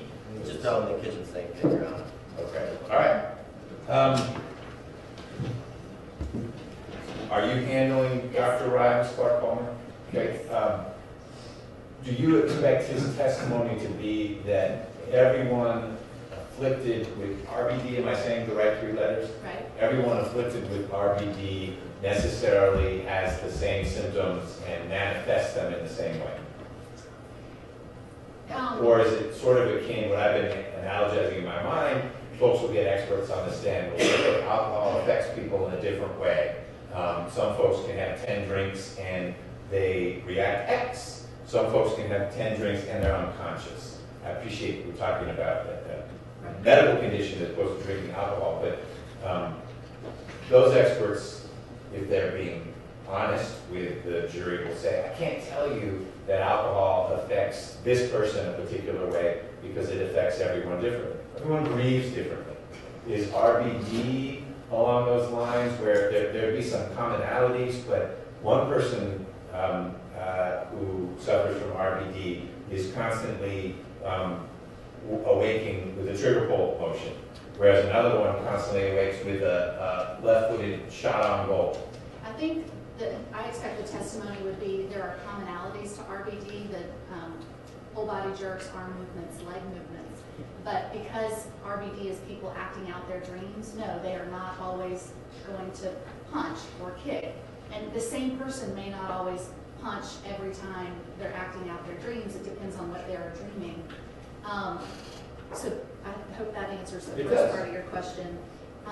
This is a demonstrative aid, and I think that everything Mr. Abadi outlined are things that are appropriate for cross-examination about the demonstrative aid, because he's right, it's not the video of Mr. McIver, and I think those are things that he can explore. It will not be a representation that this is how Mr. McIver acted on the evening of September 25th. It's just to illustrate for the jury and help Dr. Rye's testimony about, okay, when people have RBD, what are the symptoms that they exhibit? What does it actually look like? What does it look like? It's just like Dr. Sellers putting up the video or the piece of paper of the inside of the body and saying, well, here the organs are. Here's where in relating it to, talking about Ms. McIver, like using the mannequin with Dr. Henniger that wasn't exactly. We heard a lot about that. Right, the same as Ms. McIver's Build, yes, thank you. So. Okay. So, Mr. Abate, if I distill it down to what I'm hearing from the defense, which is it's for demonstrative purposes, they will not be suggesting through Dr. Rye that what you see on the screen is necessarily what Mr. McIver does each and every time, but this expert would say this is an actual manifestation of RBD and the way in which folks can show that. How is it not an appropriate demonstrative aid? I guess my response to that would be that it's kind of, in my opinion, it's misleading to the jury, because if they want to show how RBD affects the defendant, which is why we're here, then I think the most appropriate way to do that would be to show how RBD, or the symptoms of RBD are exhibited through the defendant. I think that was the point of doing the sleep study, at least that's what I thought was the point. Secondly, I would also say that there's a relevant objection on the state's behalf, because Dr. Rye diagnoses or comes to the conclusion that the reason for the incident was confusion or arousal, not RBD. So showing the symptoms or examples of how RBD affects some people, in my opinion, isn't relevant to his actual end finding, which, yes, he has RBD and he has a history of it, but the reason this happened on September 25th, it was because of a confusional arousal. So if you want to show examples of a confusional arousal, I think that's relevant. Okay. But that's The not. plot thickens. I've heard what Mr. Abate says. I know, one, nothing about sleep disorders, and two, I haven't seen the reports. Not necessary for me to see the reports. Respond to that last Yes. point. Dr. Rye will link RBD and confusional arousals together and explain what the interaction is between the two. So my thought is this: conceptually, I don't see that there's a huge difference between playing that video as a demonstrative aid, than Dr. Henninger using the mannequin as a demonstrative aid, because I think it would have been appropriate for Dr. Henninger to stand up and say, well, now look, here's the entrance and the exit, and I can move around. Do that with a mannequin. And in the same way, I think it would be appropriate for Dr. Rye to act out, well, you could do X when you're suffering from RBD. This is just a video representation of that. But I'm going to need you to tie it up first, and by that I simply mean connect confusional arousal with RBD, etc., before you lay the foundation for the video and tender it. And then we'll just revisit it. You can simply say you're renewing your previous objection, and I can say overruled or sustained after I've heard a little bit more from the expert. Okay. Were there other things we needed to talk about concerning Dr. Rye? I don't think so. Otherwise, you're good to go with Dr. Rye? Great. We have another nurse go first. I was not told that he was the next witness. I figured we couldn't be done with Emory University Hospital yet. Is the jury now ready? They should be judged. All right, let's find out. All rise for the jurors.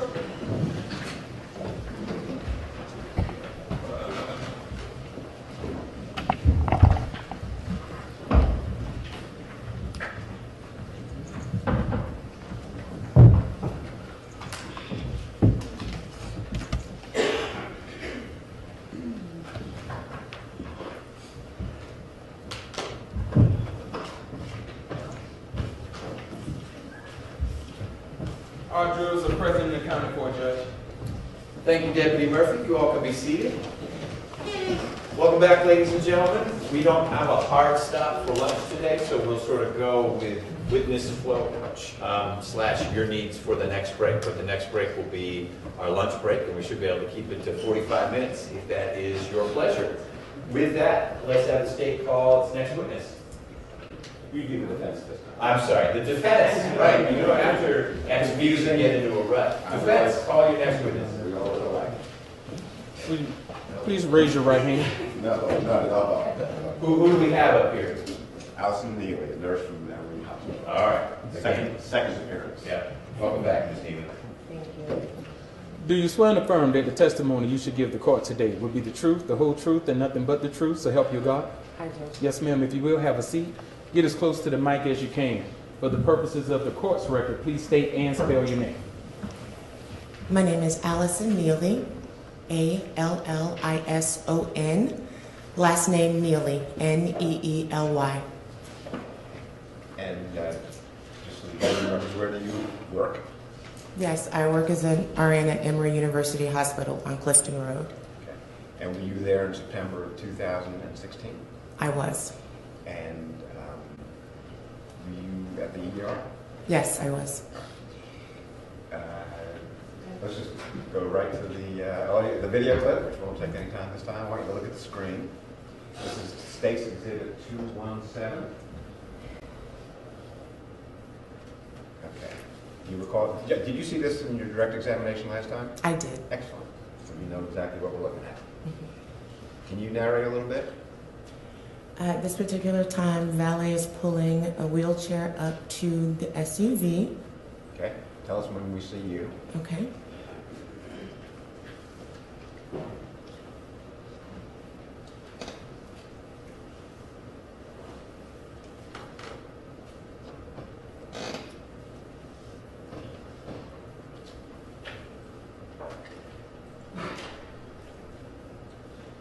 the right of the screen, Ms. McIver is now being put in the wheelchair? That's me. And that's you coming out? Yes. Okay.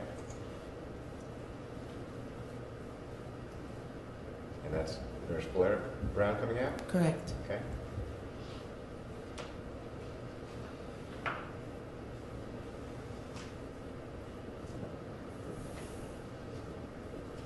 And so where do you remain? I'm behind the wheelchair. Okay. I'm the one that's pushing. And into the door you go? Yes. Okay. And then we're going to switch to the view from inside the ER, looking towards those doors. There we are. Mm-hmm.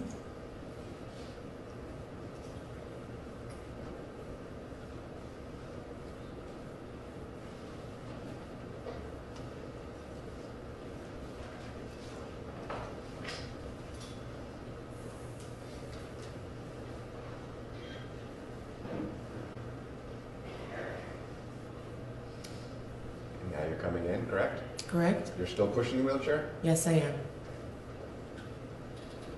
And Mr. I don't mean to be leading, but Mr. McIver was holding one leg and Blair Brand the other, correct? Correct. And where do you go? Now we're done with surveillance because there's no camera inside, is that correct? Mm-hmm. Say yes or no. Yes. Thank you. And where do you go? From that particular view, we walk straight for about 5 feet and then we make a right. And on the left side is critical care room 2. Okay. And do you go into the room? Yes. And do you remain behind the wheelchair between the view we just saw and getting into the front door of the room? Yes, that is correct. And did the other people, to your memory, remain where they were? Mr. McIver on the left leg and Nurse Blair Brown on the right leg? Yes, correct. And were there any changes in your locations between the 5 feet, 7 feet to the door? No. As you go into the room, is the door wide enough for 2 people on either side holding the 2 different legs and the wheelchair going into the room, or do you have to, is it too narrow to do that? No, it's wide enough. It's wide enough. So did all 3 of you go in with Ms. McIver in the wheelchair? Yes. Okay. When you're in the hall, as you're approaching the door, Mm-hmm. first of all, do you remember a nurse whose nickname is Shy walking the opposite direction, walking past you and just going the other way? I do not remember specifically seeing her. Okay. As you were approaching the door and coming in, did you all stop for a minute or 2 and have a discussion, or boom, into the door you go? Which one? What I remember is that we were moving. We went because the door opens out, so we were going into the room. I do not remember whether or not we stopped. I know that normally when we're dealing with critical patients, we try to get them to the room as quickly as possible. Is it fair to say then that you didn't stop and have a discussion out there in the hall? No, I don't know. Did you at any time, from your vantage point from behind the wheelchair, hear Tex McIver say, "I shot my wife in the bathroom when I was cleaning my gun"? No, I did not hear that. Well, all right. It's your last question. That was my last question. Okay. Wasn't your own. Ms. Convery. Ms. Neely, I just have a couple of questions for you. Sure.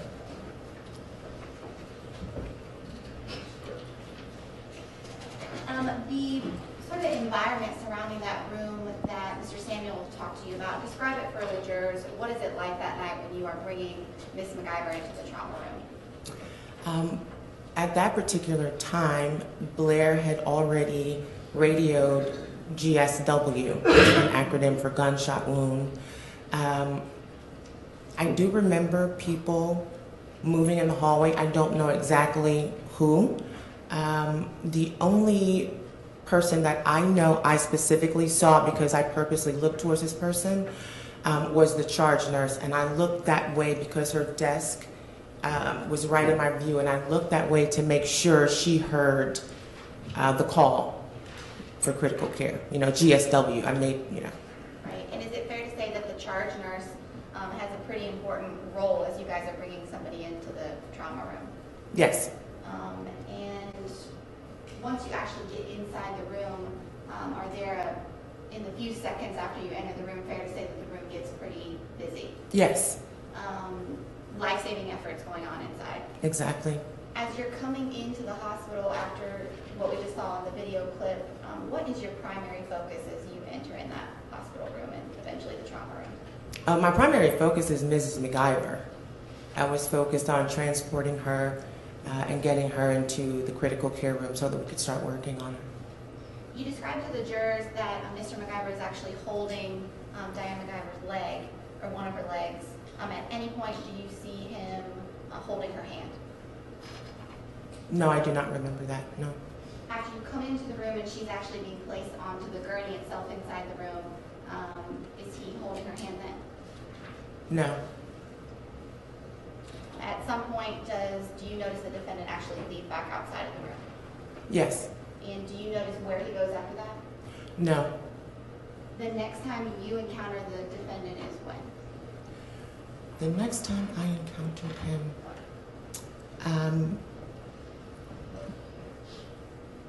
well, I didn't, the next time I saw him was in the, the waiting room. After, once he was, well, actually he was in the triage room. I saw him in the triage room from the waiting room. Okay. Outside trauma room 2, as you're standing sort of in the doorway of trauma room 2, and you look to your left, what is over to your left in that area right there, immediately outside the room? To the left, away from the entrance, where you would be looking for your charge nurse. No. If I'm entering into the building and once I make that right, trauma room 2 is on the left, the charge nurse desk is straight ahead. The charge nurse desk is about where the third bench is from here. Okay. Once. And the charge nurse desk, is fair to say there's a decent amount of activity going on around the charge nurse area? Sometimes there is, sometimes there is not. And you said that she was important in sort of the context of bringing in a trauma patient that night. Why is that? Because we want her to be aware of the type of patients that we're dealing with, and also she would be the one to call other nurses in for help or orchestrate care or call different departments to assist us in the care of the patient. After Mr. Macgyver leaves the room and goes outside of trauma room 2, do you remain inside? Yes. And is your primary focus inside the room giving care to Ms. Macgyver? Yes. I don't have any other questions for her. Any redirect? Just one. They already. Right. They. What is the charge nurse's name? It's a good question. Nicole Baker Smith. Nicole Smith Baker. She just got married, yeah. Okay. Nicole Smith Right. Baker. I don't have any other questions. I still have none. Okay, I didn't prompt anything. Jurors, any questions this time around for Nurse Neal? There are a few.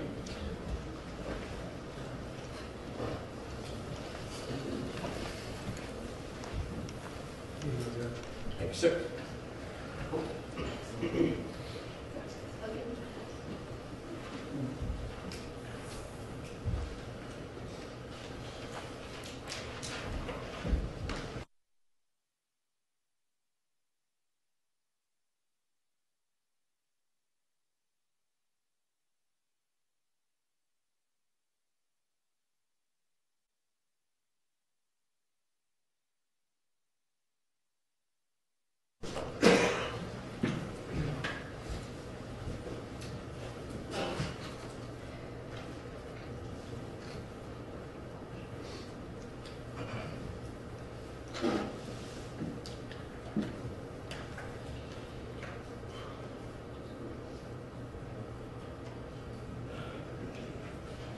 Ms. Neely,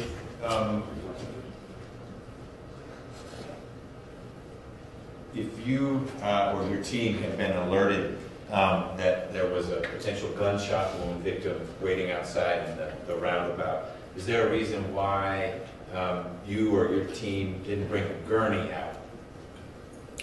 out? Actually, we did not find out about her being shot until we were in motion in the wheelchair. The valet actually just said we need help, and they had already brought the wheelchair out. So once I walked out, they were already moving her. And when you're dealing with a critical patient, time is of the essence, so you get the patient to where they need to be in the quickest amount of time. We were already moving when we learned that she had been shot. Got it. Mr. Singh, any follow-up based on that question? Ms. Conlon? Yeah. Ms. Neely, thank you for coming back. Deja vu. Are we done? Crazy. I'm just kidding. Is this the last We're done for today. All right, it's nice seeing you. Next witness. Dr. David.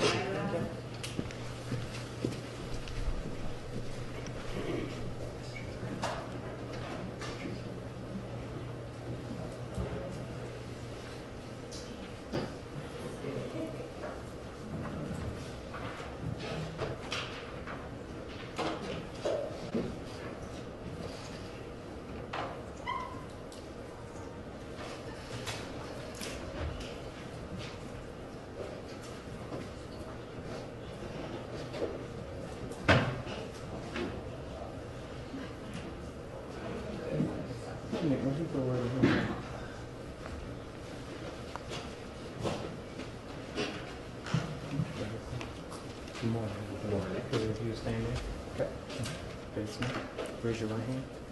Do you swear and affirm that the testimony you should give the court today will be the truth, the whole truth, and nothing but the truth, so help you God? Yes, sir. Yes, sir. If you will, please have a seat. Get as close to the mic as you can during your testimony. For the purposes of the court's record, please state and spell your name. David Rye, D-A-V-I-D, R-Y-E as in bread. Good morning, Dr. Wright. Where do you work? Emory University. What do you do there?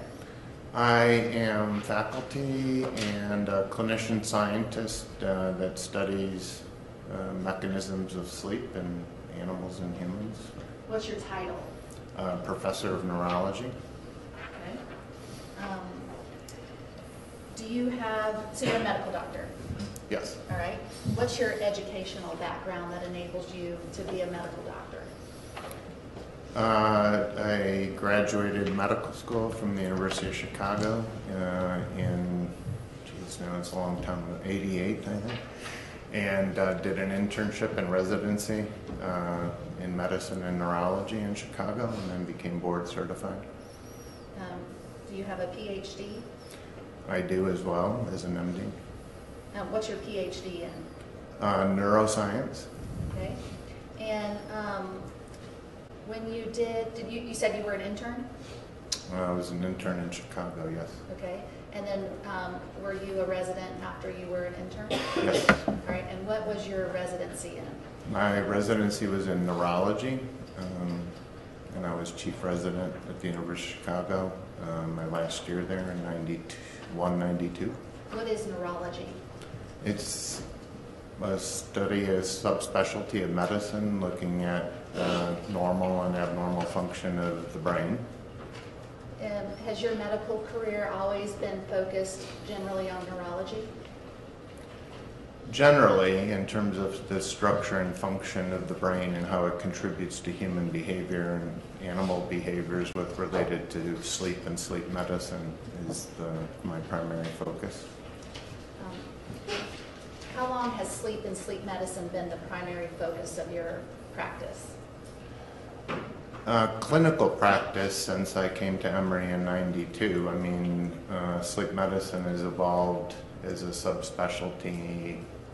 I think at that time there was maybe one fellowship program in the entire North American continent to something much more developed. And my thesis was that I did at the University of Chicago revolved around the structure and function of a part of the brain that controls dreaming and dream sleep. So it depends on where you make that cut. Actually applying it to humans would have been in 92, on a regular basis, but prior to that my thesis work was also related to sleep. Okay. And you said you were board certified or board licensed? How do you say that? Board certified in neurology and then subsequently board certified in sleep medicine. How long have you been board certified in neurology? Since I think 1993. How long have you been board certified in sleep medicine? I believe 1994. And just in a sentence or two, what do you have to do to become board certified in an area of medicine? It's changed over time, but you essentially have to meet certain qualifications in terms of numbers of patients seen, encounters with patients with various different, neurologic or sleep medicine diseases, passed a written exam, and then at least in the case of neurology, used to be face-to-face evaluation of several patients with peers in the same room, sort of making sure that you were going about it properly. I don't think that that's a part of it now, an oral examination essentially. Okay. And as part of your current duties, did you say already that you are, one of your titles and one of your current duties is as a professor at Emory? Yes. All right, and what do you do as a professor at Emory? A little bit of a lot of things. I see patients up until recently in terms of encounters, either with relationship to patients or their sleep studies, approximately 40 to 45 a week. That's been cut back a little bit, but also laboratory-based research on basic mechanisms in animals. Also clinical science-related issues related to patients. Some administrative work that none of us can avoid, as well as some teaching. There is a teaching component to what you do? Yes, ma'am. Okay. And before you were a professor, did you hold a different title that still had a teaching component to it in neurology? Well, the natural progression is from assistant professor to associate professor to full professor, with or without tenure, and I'm at the end of that long chain. At various points in time, up until then, I was the medical director of the sleep laboratory at Emory, which I don't do any longer. Are you on any committees that deal with neurology or sleep medicine? Committees as in national or international. I've been deputy editor of the major journal in sleep, which is referred to as Sleep, and have recently stepped down from that. At one time I was the only sleep medicine specialist on the editorial board of the journal Neurology, which is the official flagship journal of the American Academy of Neurology, which I no longer do, and would review between 30 and 50 manuscripts from other people per year, and no longer do that. So you mentioned two publications that you had some involvement with. Are there other publications where you were a part of the editorial board or had some sort of editorial function in the past or currently? Yes, I can't list them all. I'm trying to decompress myself a little bit to focus on some more recent interests and pursuits in science. Okay. In addition to acting in some sort of editorial capacity, have you ever published any written works on neurology or sleep medicine? Quite a few. Can you give us a number? Over 100 maybe. Okay.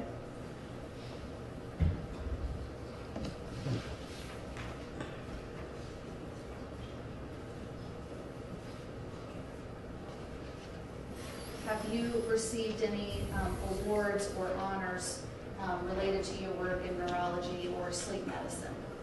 Yes. Okay. Is it more than one or two? Would it be quite a list if I asked you to list them all? There's probably 3 or 4 major ones. Okay. What are the major ones that you have received? The Sleep Research Society, Scientific Discovery of the Year, also from the American Academy of Neurology for contributions related to some of the same work. Also been recognized by several patient foundations with respect to contributions made in terms of advancing patient care. Do you hold any patents? I have one patent that was recently approved in April. What's the patent for? It's for a novel treatment and mechanism to treat people who experience sleepiness or sleep for prolonged periods of time that are unique medicines from anything that's available or FDA approved at the moment. And you mentioned that you also do research, correct? Yes, ma'am. Okay, just kind of generally, can you tell us, when you say you do research, what do you mean? What is it that you do as part of your research? Right now, the main focus is essentially related to this patent and developing a field around within sleep medicine to study patients who have not been benefiting from traditional approaches to treatments, FDA-approved treatments, in the broad realm of people with narcolepsy, people that sleep too much, they can't stay awake. So our research is involved in recruiting such individuals, characterizing them very carefully. They often complain of cognitive difficulties, quote-unquote brain fog, along with sleeping too much. So a lot of it is patient-based, describing it, trying to characterize it, what we would refer to as phenotyping, characterizing the patients before and after treatments, doing some clinical trials, also looking at their spinal fluid and brain waves for biomarkers that are associate with the symptoms the patients are suffering from, so we can better target who these people are that might benefit, and also complementing that with animal models, mice, for example, with targeted gene abnormalities to understand the mechanisms, basic brain mechanisms that create this or emulate this in humans. In addition to teaching at Emory, have you taught or lectured in any kind of capacity at other schools? I have been sort of visiting professor at a few universities around the world, and also frequently a speaker at national conferences and grand rounds at different universities around the country and out of the country. Can you give us some sense of how often you are invited to speak, either at a conference or another school, either a number of times that you've done it, or maybe how many times a year you do it? In the last 2 months, 3 times, including tomorrow morning. Okay.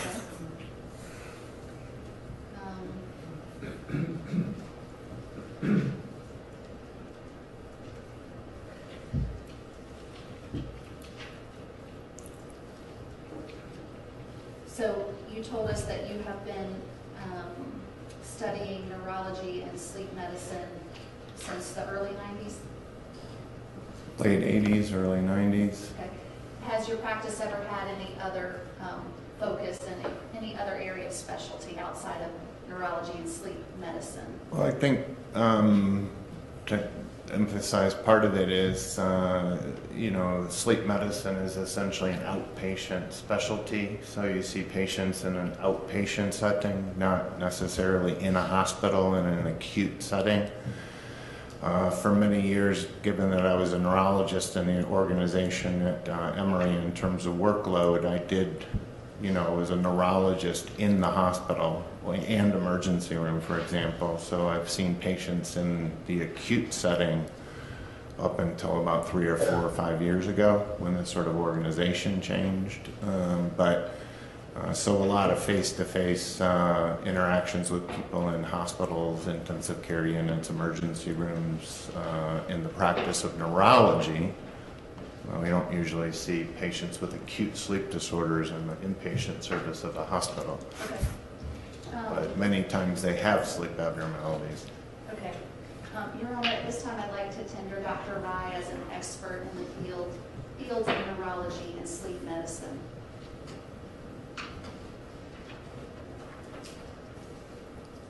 Mr. Abate, any desire to voir dire this witness or any objection to having Dr. Rye so qualified? No desire to voir dire, no objection, Your Honor. Okay. Dr. Rye, for the purposes of this proceeding, you are qualified as an expert in the fields of neurology and sleep medicine. Thank you. You're welcome. Dr. You may regret that. You are so qualified. All right, Dr. Wright, before you came here today, did you prepare some slides to use as a demonstrative aid for your Yes. testimony here? Yes, ma'am. Do you have a copy of those with you, or do you need a copy? I do not. Okay. Last time I saw them was on my computer as a PowerPoint presentation. Okay. Can you just flip through those and let me know if those are the slides that you reviewed?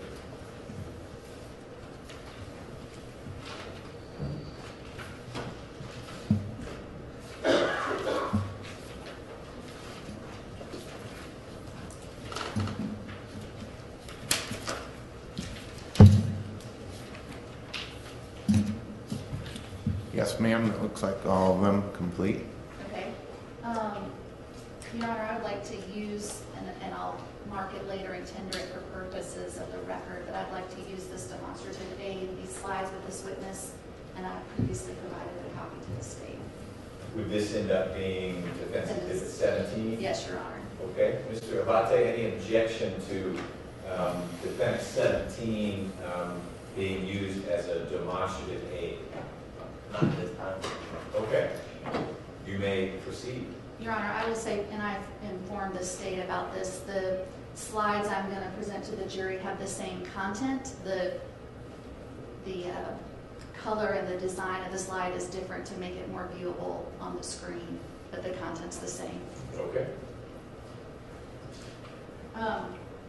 So, Dr. Rye, I want to start by having you tell the jury sort of generally, what does sleep medicine look at? What do you study when you study sleep medicine?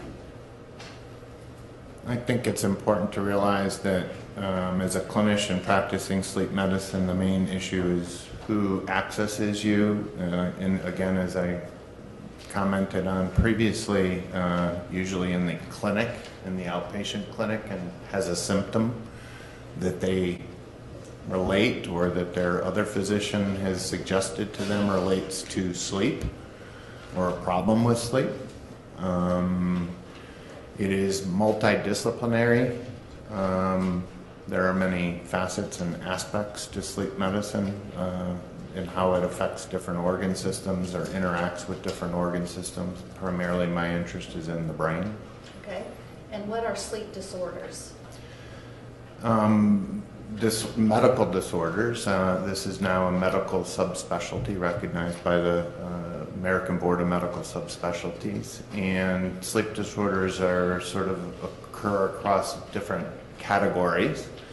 They can be insomnia, the inability to sleep, disorders of breathing. I think we're all familiar with obstructive sleep apnea, or at least have heard of it. We hear about it on the radio all the time. Disorders of being sleepy or sleeping too much. Their prototypical disorder might be narcolepsy. There's a group of disorders referred to as parasomnias, which would be the acting out or elaboration of motor movement activity or behaviors within or during or from sleep.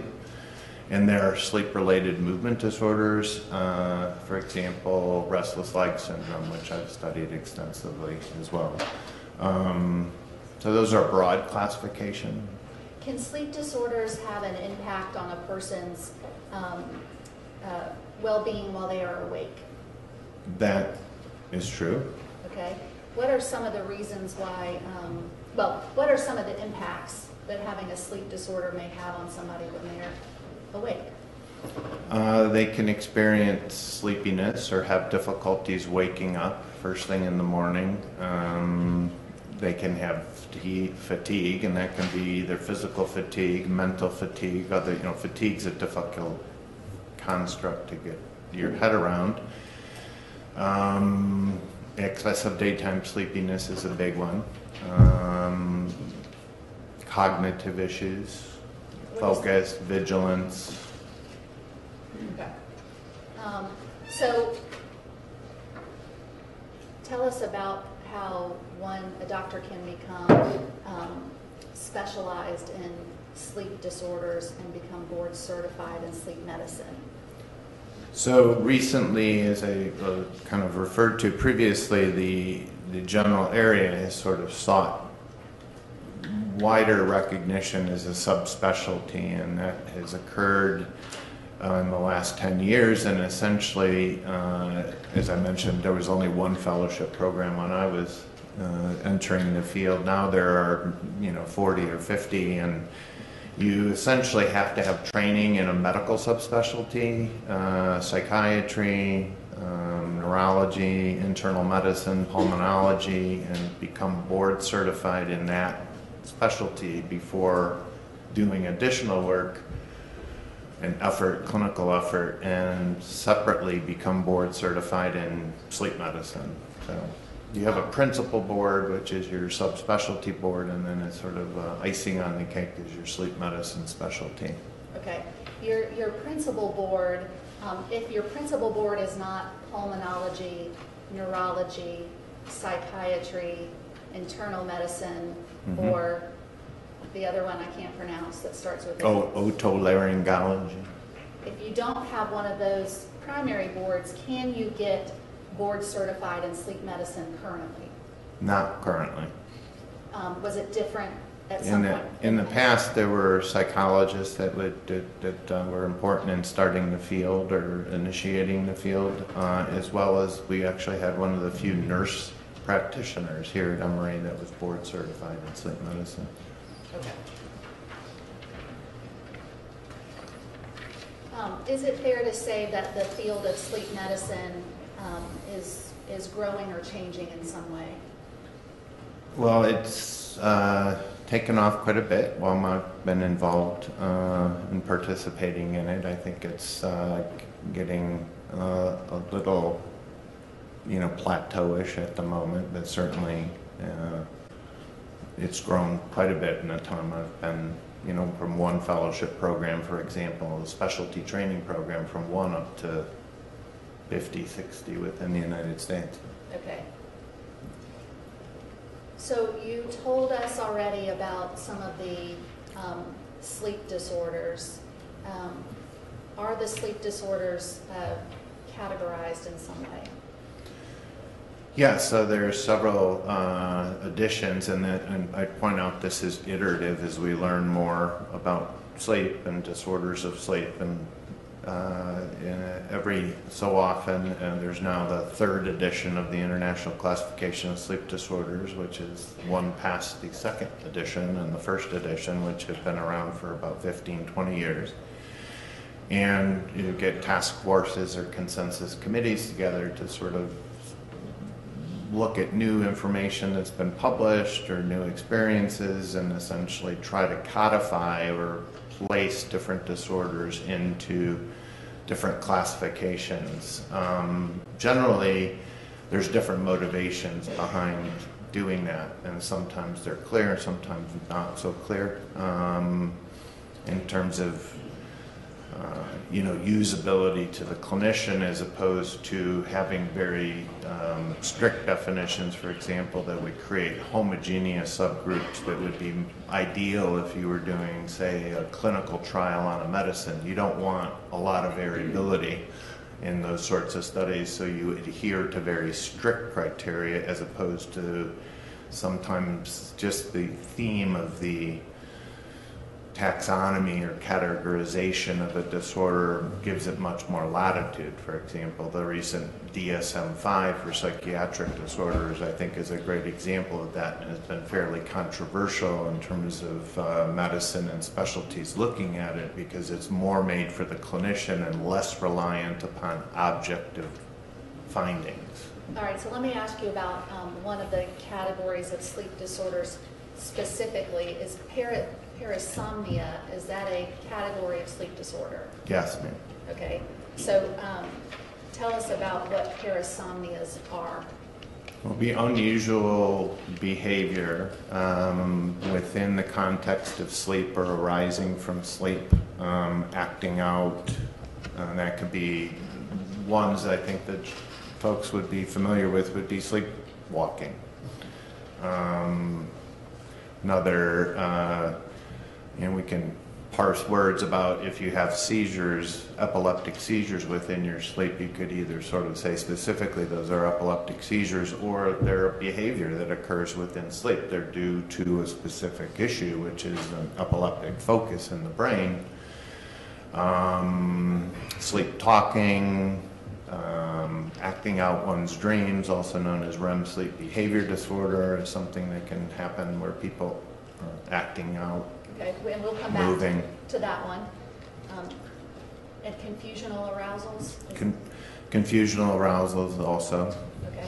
So if somebody comes to you and says, you know, I'm having trouble sleeping well, what do you do to evaluate their sleep and maybe ultimately make a diagnosis? Well, take a much more careful history. That's a very, vague, I'm having problems sleeping, but not unusual in clinic. What time of night does it happen? What things make it better? What things make it worse?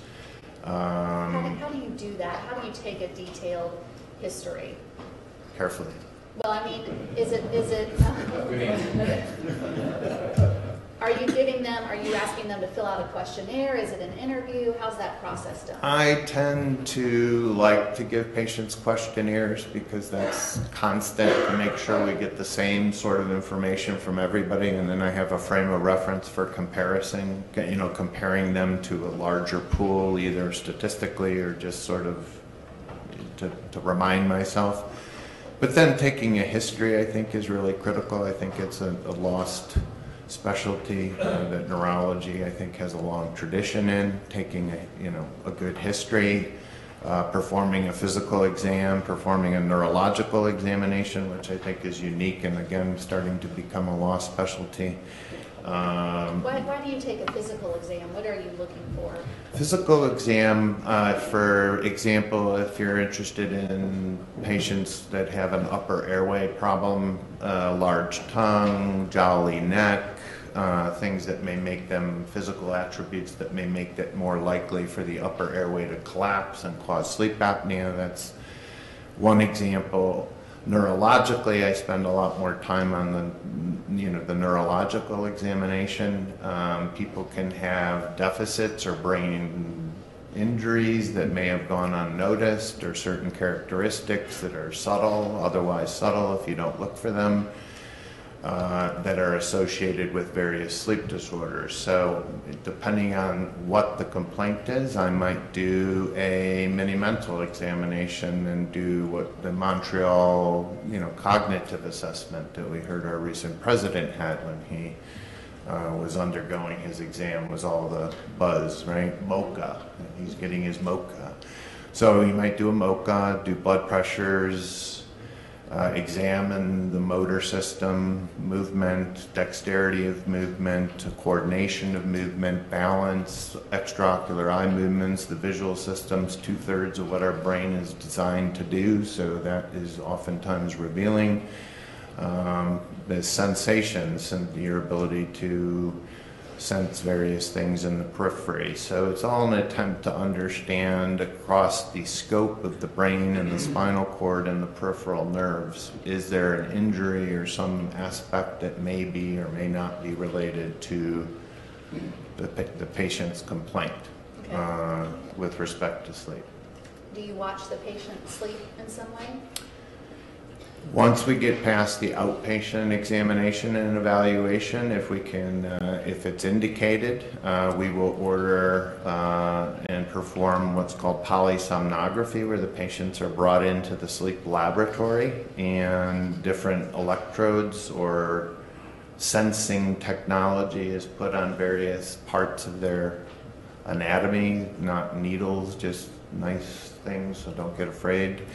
And record brainwave activity, eye movement activity, heart rate, pulse, oxygenation, how well you stay oxygenated, your breathing, your effort of your chest, movement of your chest and thorax and abdomen, also whether you have limb movements.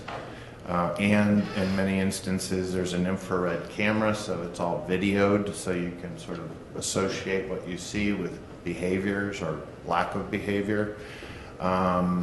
That's the nighttime sleep test. If we can get those approved by insurance now, becoming much more difficult. And then oftentimes if the patient's complaint is around being sleepy during the day or having, disorders of concentration during the day, or it occurs within a unique setting, clinical setting, we may also keep them the next day and then allow them to take naps during the day and assess how nappable or sleepable the patient is, for sort of a lack of a better term. All right, and in this particular case, did you do that kind of evaluation on Claude, Tex McIver? Yes, ma'am. When did you do that, just approximately? January of this year. Okay. And jumping ahead, did you ultimately diagnose with that Mr. McIver had some kind of parasite?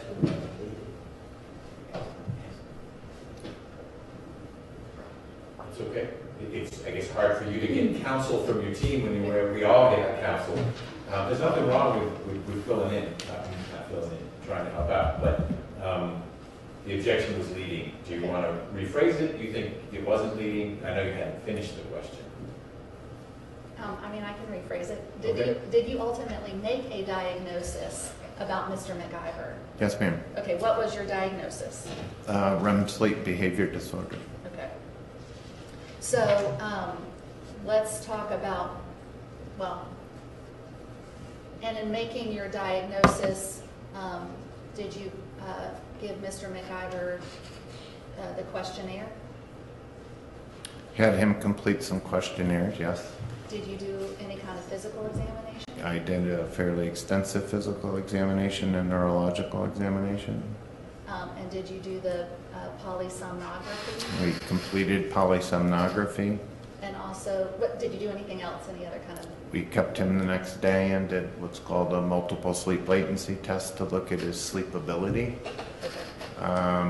We also administered something referred to as a psychomotor vigilance task, which is not standard, which is essentially looking at his ability to, sort of like a reaction time test. You get a red light, you push a button. Not so much about the average and how fast you can do it, but more about the pattern of consistency in how you perform, rather than just an average performance. Did you also review any of Mr. McIver's medical records? I reviewed an extensive set of medical records from Executive Health from the Mayo Clinic in Jacksonville, Florida. Mm-hmm. And when you say extensive, how far from the medical records, what was Mr. McIver going to the Mayo Clinic in Jacksonville for? Typically Executive Health sort of examinations are just general primary care, evaluations on a yearly or biannual kind of basis to just look at general checkups and or specific complaints. And this was ongoing for about 10 years, I think, if I remember right. Was there any reference in the medical records to complaints about sleeping problems? Absolutely, yes. Okay. Did the medical records that you reviewed show that Mr. McIver had previously undergone any sort of sleep study or sleep evaluation? He had. And how far back did the medical records show any kind of complaints about problems with sleep? Early 2000s, just after the millennium. I think his sleep study there was in 2004, if I remember correctly. Okay. So, all right, will you tell the jury, explain to the jury what REM sleep behavior disorder is, and maybe start by explaining what normal sleep is? So normal sleep is divided into various stages based on brain activity and other markers, physiological markers. It's broadly divided into what we call REM sleep, rapid eye movement sleep. If you wake people up from that, they essentially report dreaming. It's been known, essentially the correlate of dreaming. And then the other big chunk of sleep is referred to as non-rapid eye movement disorder sleep. Non-rapid eye movement disorder sleep is further subdivided into 3 different stages. Stage 1, which is, I guess you could call, quote-unquote, light sleep. Then there's stage 2 sleep, which has very specific characteristics, or now called N2 sleep. And then there is what's been referred to as, quote-unquote, deep sleep, which is stage N3 sleep. And each of these has various characteristics related to it that allow identification between, pretty decent agreement between, say, you and I, if we look at it in 2 different locations. The fingerprints that define these different states are, well accepted, and there's good inter-person agreement on how to identify these things. And in normal sleep, how is the human body, how is it affected in normal sleep? Is it do you lay still? Do you roll around in normal sleep? What do you expect the body to do? Well, generally speaking, I mean, the activity in the motor system decreases, and it's essentially almost a passive default mode where it decreases activity. When one gets into dream sleep, the body, then the brain specifically, has an active mechanism that ensures that we don't act out our dreams. So there's a part of the brain that becomes active, and it inhibits movement. And you would say, well, gosh, why don't I choke to death in dreaming each night? And that is because it only does your rib muscles and accessory muscles of breathing, but your diaphragm is saved from that paralysis, and it's what saves you and allows us to breathe while we dream. Okay. So I asked you about normal sleep. Now will you tell us a REM sleep behavior disorder, what is that? So there's the observation, and then there's the mechanism. So the observation is that patients will act out their dreams.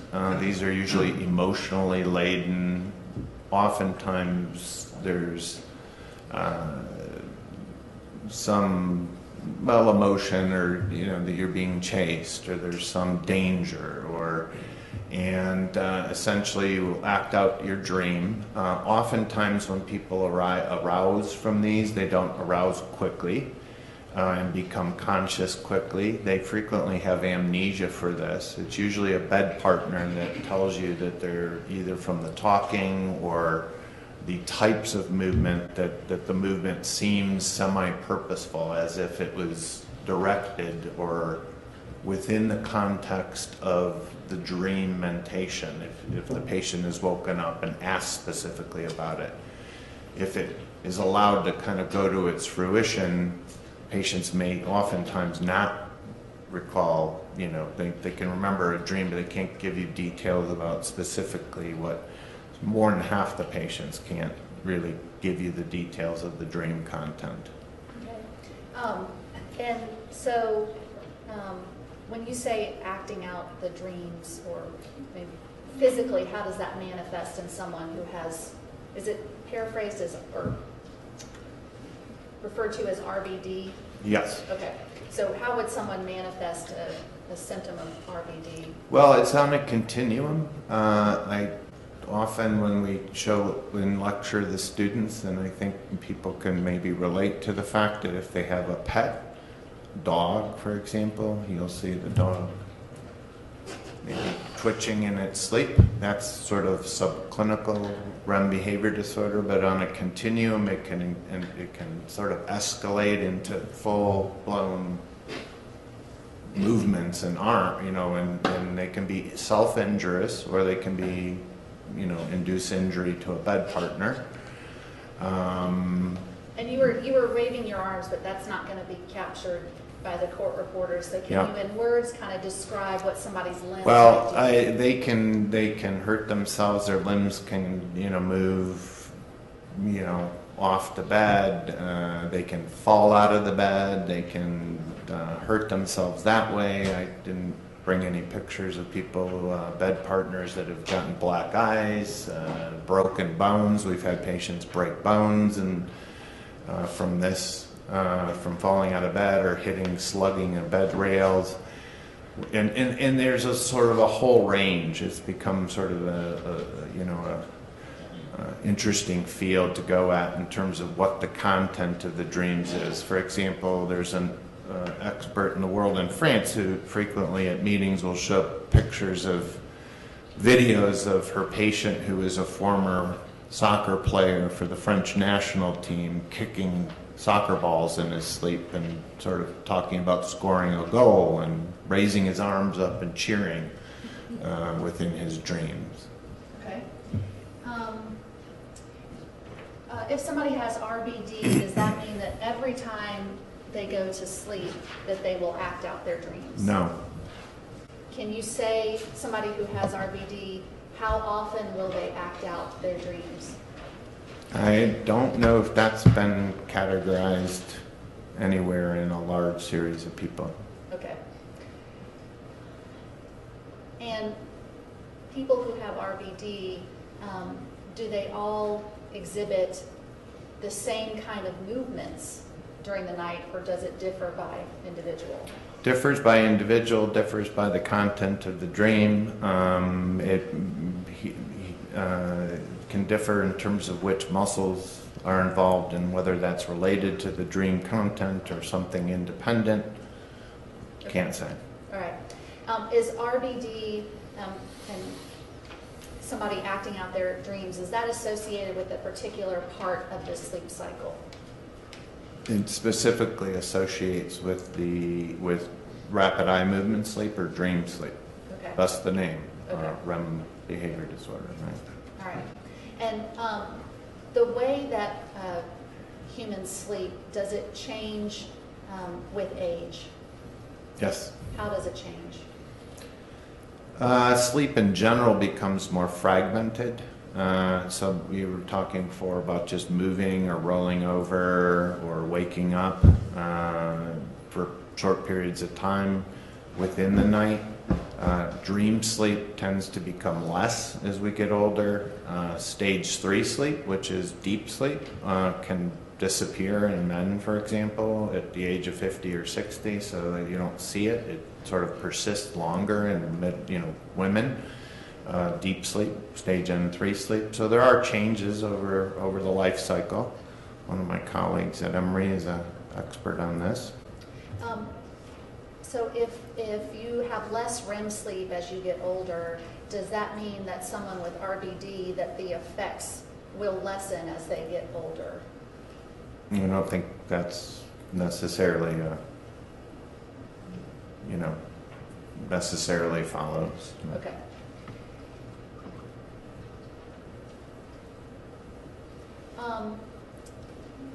If somebody comes to you and says, or they have a bed partner who's complaining that they're jerking their arms or legs, and you put them through the polysomnography where you are watching them sleep.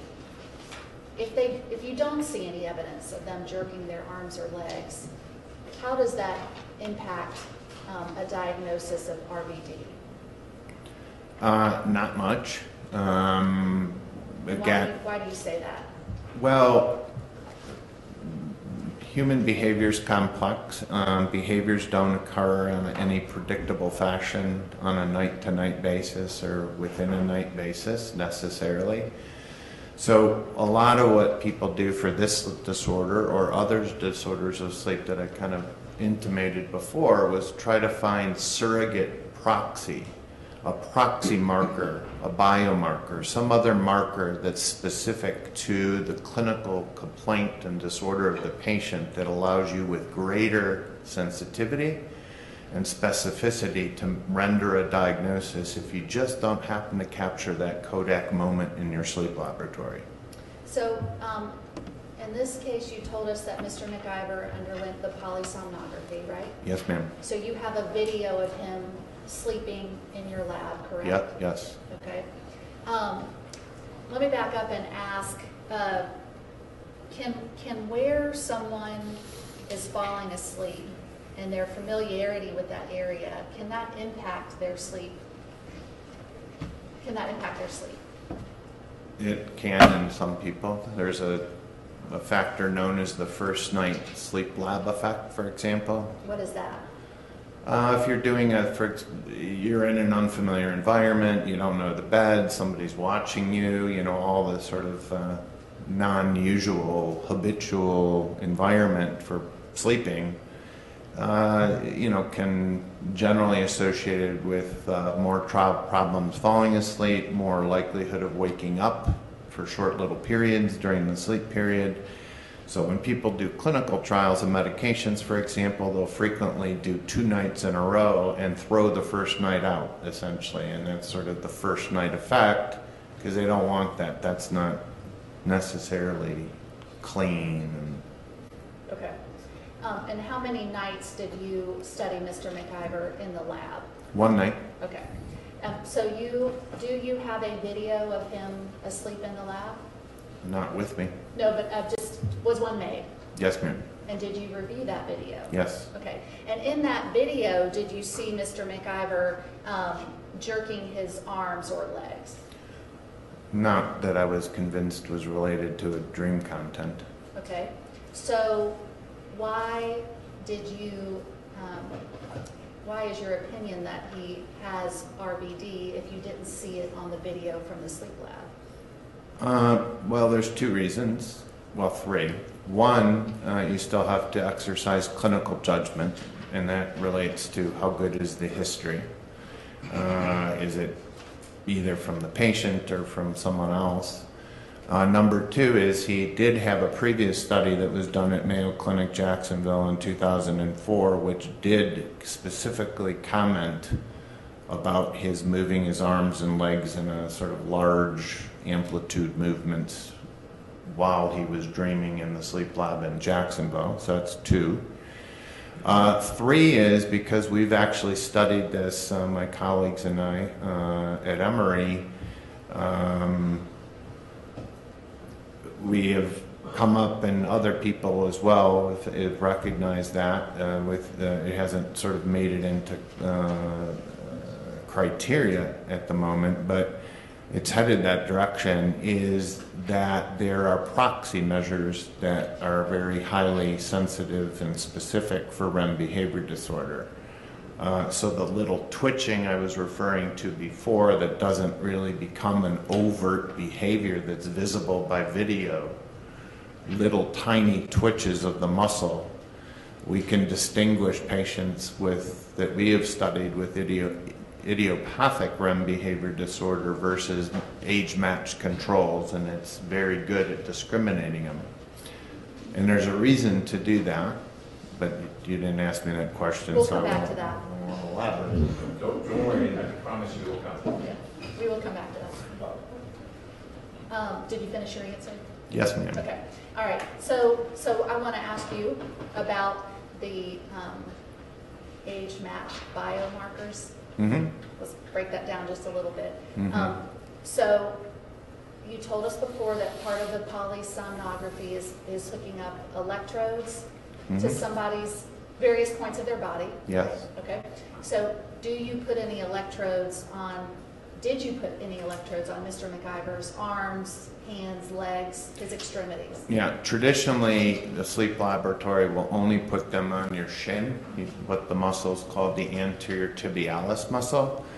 But we've, through our research and others that we've been involved with and others in the world, have realized that what muscle you pick can be very important in terms of how good it is at picking up abnormal activity. So for humans, it's been determined that distal flexor muscles, these are the things we use a lot, and maybe around the mouth, are the most sensitive to pick up any kind of exaggerated activity.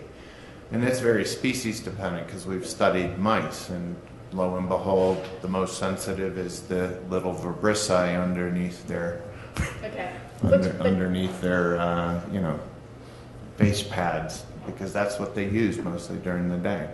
So with Mr. McIver, did you put electrodes? We added electrodes on his arms because that was, we wanted to pick up as much as we could, and also one right here, which is traditionally used in standard studies, is the mentalis muscle, so under here. Okay. And is there data that you have that tells you, for somebody in Mr. McIver's same age group, the amount of muscle movement you would expect to see on the arms and kind of chin area? Yes, there is. Okay. And how did Mr. McIver's data that you recorded that night in the sleep lab, how did it compare to what the standard or normal type of movement is? Elevated in all channels, All right. particularly the chin. Okay. And so what does that indicate to you? Well, I mean, given what's been studied for young normals, disease normals, Parkinson's disease, aged matched controls, it's elevated. It suggests that it's consistent with this being, you know, and compared to other people that have the same complaint of idiopathic REM behavior disorder, it supports that diagnosis. Okay. In the absence of overt behavior being captured in the sleep laboratory, which we don't always see. All right. And you talked about the history, that the history was part of your diagnosis in this case, right? Yes. And that was looking back at the Mayo Clinic records, right? Yes. Okay. And in those records, was there any documentation about Mr. McIver's bed partner complaining about? Oh, yeah. Okay. What was in there? Your Honor, hearsay. He's an expert witness who's allowed to rely on documents that may not be otherwise admissible. He can base his opinion on that and describe the types of documents, but I don't know that that is a vehicle to getting the content of those documents. And I heard your question, I may have misheard it, to say, tell us what was in this document you were reading, as opposed to, I reviewed it, and based on that, I conclude X. Okay, I'll ask a different question. Would you qualify the history in the Mayo records as being a good history, a detailed history, with regards to the Mr. McIver's sleep complaints? I don't want to have to Okay. comment about and make negative comments about the Mayo Clinic Okay, well, you saw, necessarily. part of your diagnosis was based on what you saw in the Mayo Clinic records, correct? Yes, ma'am. Okay. And was there, in the Mayo Clinic records, was there a consistent, was there any consistency in the complaints about the quality of Mr. McIver's sleep? I think what impressed me most, spending about an hour and a half speaking with him and comparing that later when I looked at the Mayo notes, was over that period of time how consistent the descriptions, contents of some of the dreams were. I mean, they were marked. I mean, my patients can't remember stuff for 2-3 years. You know, to be that consistent, I was a little surprised by it. Okay.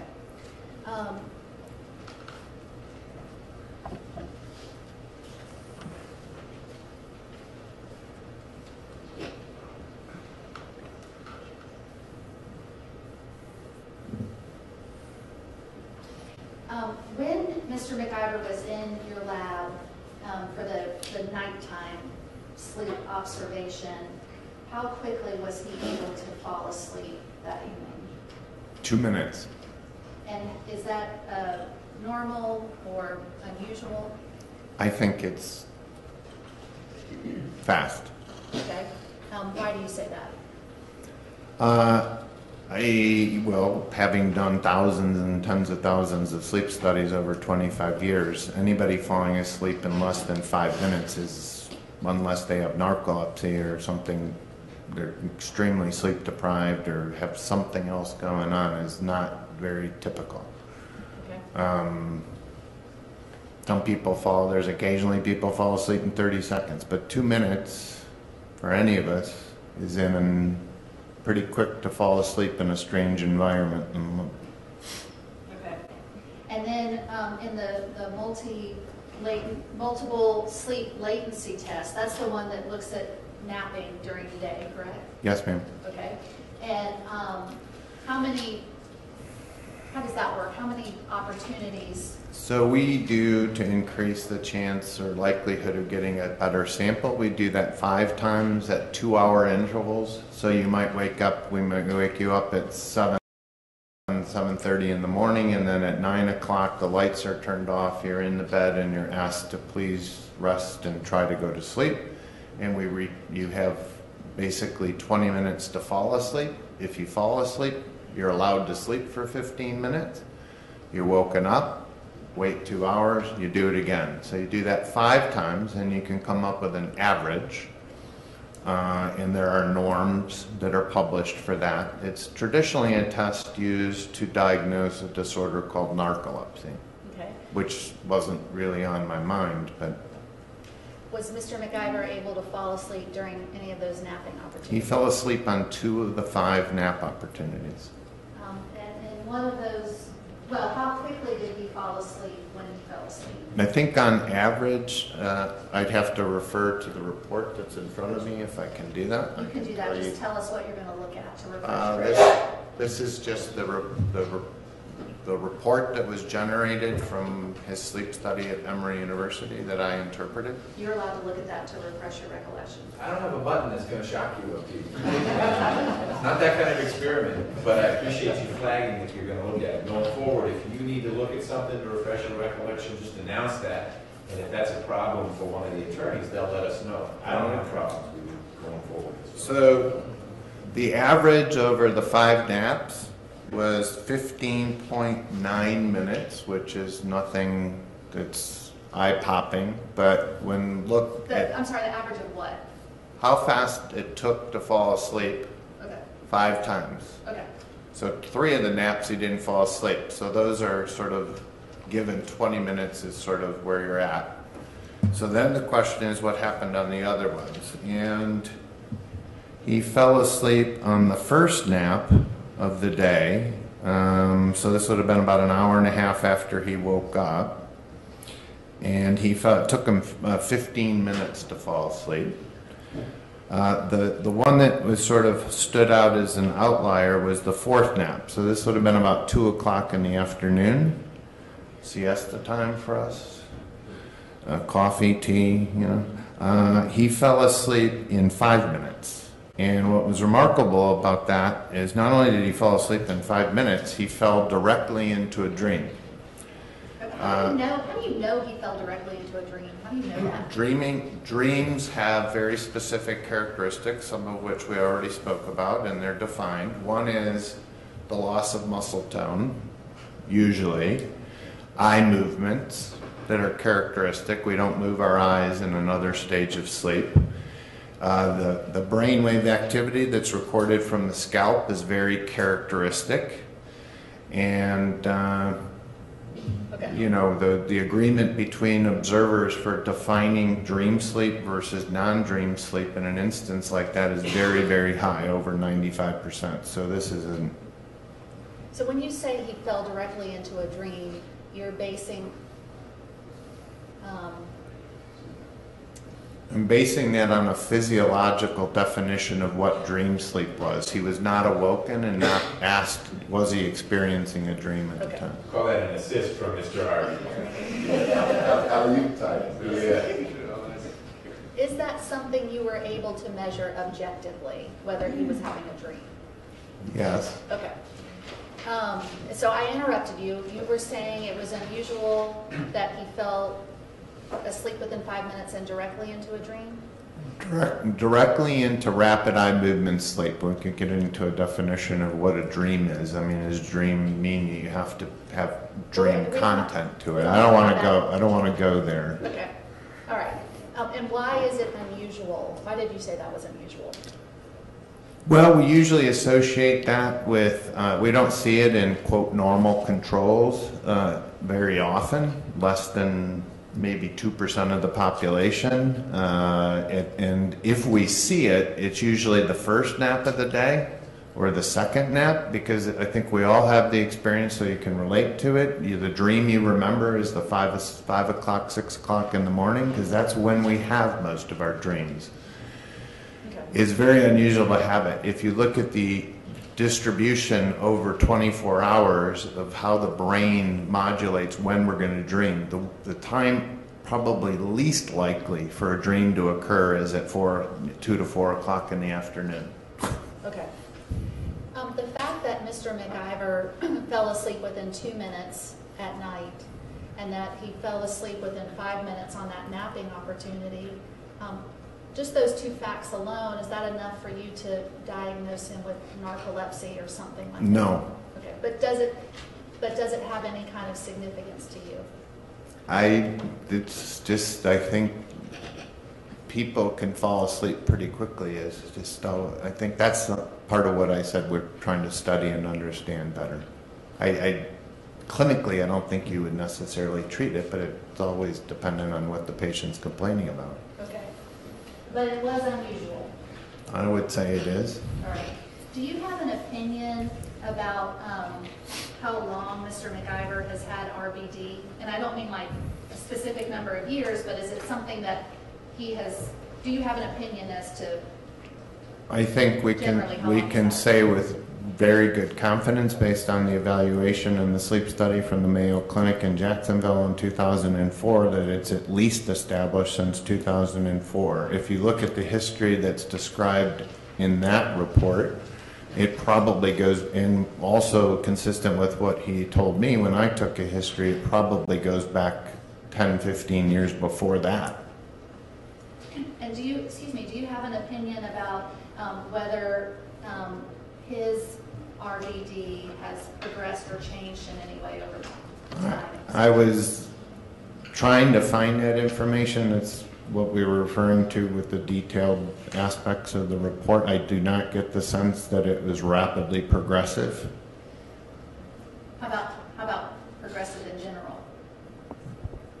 I don't think I really performed. Maybe slowly progressive, but not. I mean, 30 some years is a long time. Not unusual. I mean, people have reported that in the literature. Do you have an opinion as to whether, is there a way to quantify somebody's kind of level of having RBD as being like severe or mild or anything like that? I'm not familiar with it. It may exist in the more recent literature about severity, frequency. Those are questions I ask about. How many times does it happen a week? Can it happen more than once a night? Those sorts of things. But recall that I said patients, if they're sleeping by themselves or in a different location and don't have memory for the event, they can't really accurately estimate these unless there's somebody telling them about it.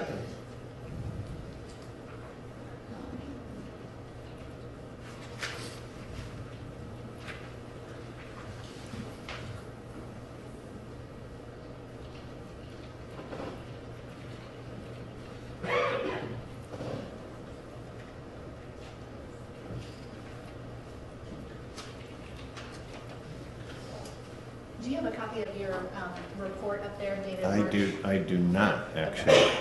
I'm going to show them a copy of the report dated March 4th, 2018. And could you read this sentence for me? Rapid diagnosis. Yes. So just read it, and then let me ask you a question about it. Do you have an opinion about Mr. McIver's diagnosis of RBD, whether it is progressive in any way? Well, I put here likely progressive. I'd have to go. What does that mean? Why did you write that? By the history, the events becoming a little more frequent, but very difficult to tell because it's over 30 years. Okay. You know, rulers are only so wide. Okay. Fair enough. All right, so let me, before we switch from talking about RBD, are there any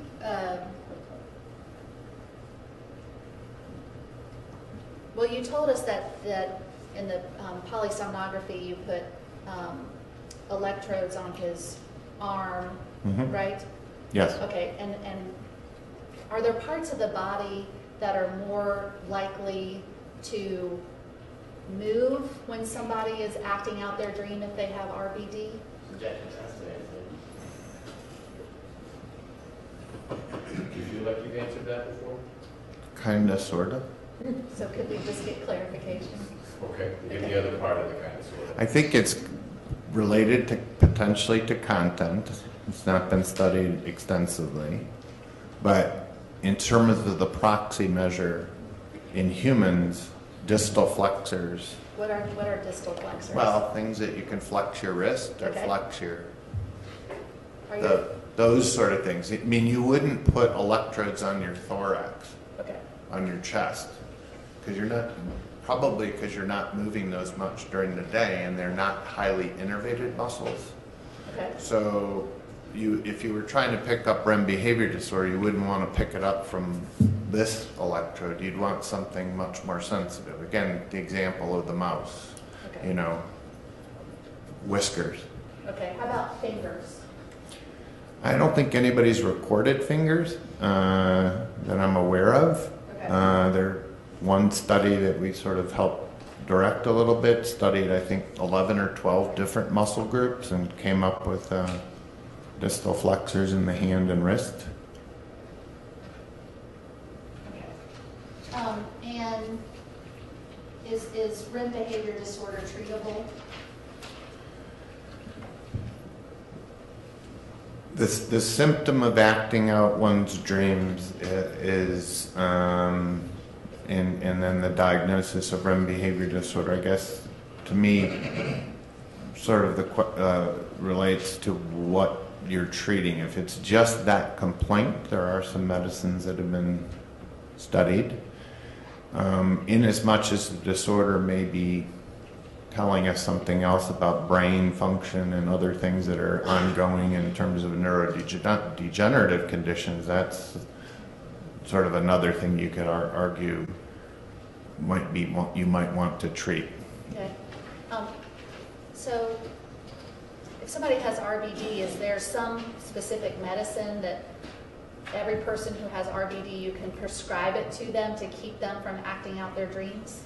There probably, there's very few formal clinical trials of placebo or a sugar pill compared to something else for this disorder. You could imagine that doing it would be kind of difficult given the lack of the behavior happening every night, for example, so you don't have a big sample size. So there are some medicines. There's over-the-counter. Melatonin's been shown to be fairly good at higher doses.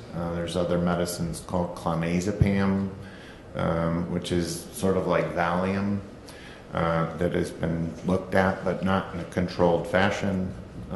So there's still a lot of practice of patients or physicians in terms of treatments that are not necessarily scientifically based, but experiential. Is it possible that someone with RBD could take melatonin and the melatonin not be helpful for them? Yes. Okay.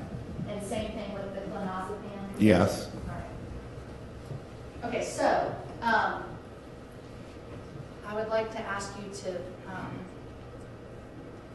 tell the jury about waking up from sleep.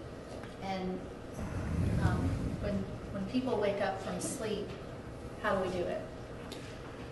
Well, waking up, this is something I would caveat we have been, and I've been thinking and working a lot upon recently with the patients that sleep too much and can't wake up and experience what's termed sleep drunkenness, which I think some people in the room could probably relate to on occasions. If we get very sleep deprived, we can't get Starbucks fast enough. And it takes the brain a while to work up. I mean, the brain is not just a on-off switch, like a light switch. It's more like a dimmer or a flicker switch. So you just don't have black and white wake and sleep. I mean, that's the nice, perfect world and probably existed when we were young and had healthy brains and did all the right things. And but as we get older and maybe with certain diseases of the nervous system, those sorts of things, you know, don't function. So the field is starting to look at, broadly speaking, sleep and sleep medicine, both from basic science and clinical medicine, that these are not necessarily in many instances mutually exclusive. You know, there's not strict cutoffs between them. And in fact, in the International Classification of Sleep Disorders that I was reading some more while I was sitting out there waiting, they refer to it in the parasomnia section as a commingling of consciousness states is classic for parasomnia. That's in their words, Okay. not mine. Your Honor, I just looked at the clock. I can keep going, but I am transitioning to a different kind of topic now. So if we were going to take a break, this would be a good time to do it. Is it a good time to break so you all don't experience dream sleep? All right. Or sleep drunkenness. Yeah, or whatever it would be. I'm sure we could get it diagnosed. Let's break for lunch then. If we reconvene at 1:15, which is 48 minutes. Does that give you all enough time for a lunch break? Any dissenters? Great. Enjoy lunch. Don't talk about the case. No outside research about sleep disorders or anything like that. And we'll see you back in here at 1:15, please. All rise for the jurors.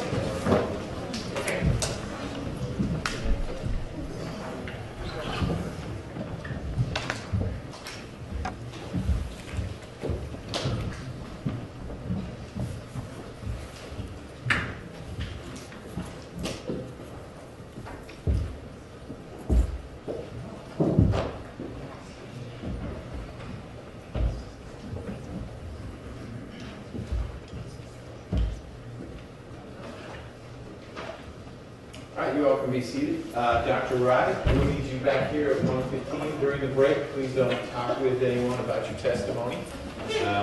And we'll pick up with the defense's direct examination when you are back. Thank you for your time so far. You can leave. You're welcome to leave stuff here. You can take it with you as long as it's not evidence. Ms. Clark-Palmer, anything we need to talk about before we break? Yeah, briefly, Your Honor. I wanted to ask Mr. or Dr. Rye on direct about, what the records said about whether Mr. McIver's bed partner made any complaint about his movements, and I got my hearsay objection.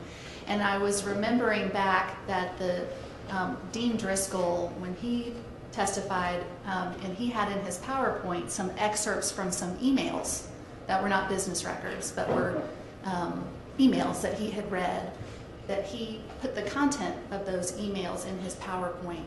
And so in reflecting on it, I think this is a similar thing that I am trying to do. He said, Dean Driscoll said, part of these emails are what formed my, opinions and analysis in this case. Were those emails in evidence already? They were not. So I guess I'll have to ask to state that also, because I had at least 3 heads bobbed up and down, as in yes, in. Just because you roll your eyes doesn't mean it's not in evidence.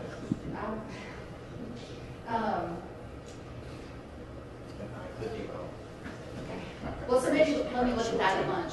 Yeah. Okay. No.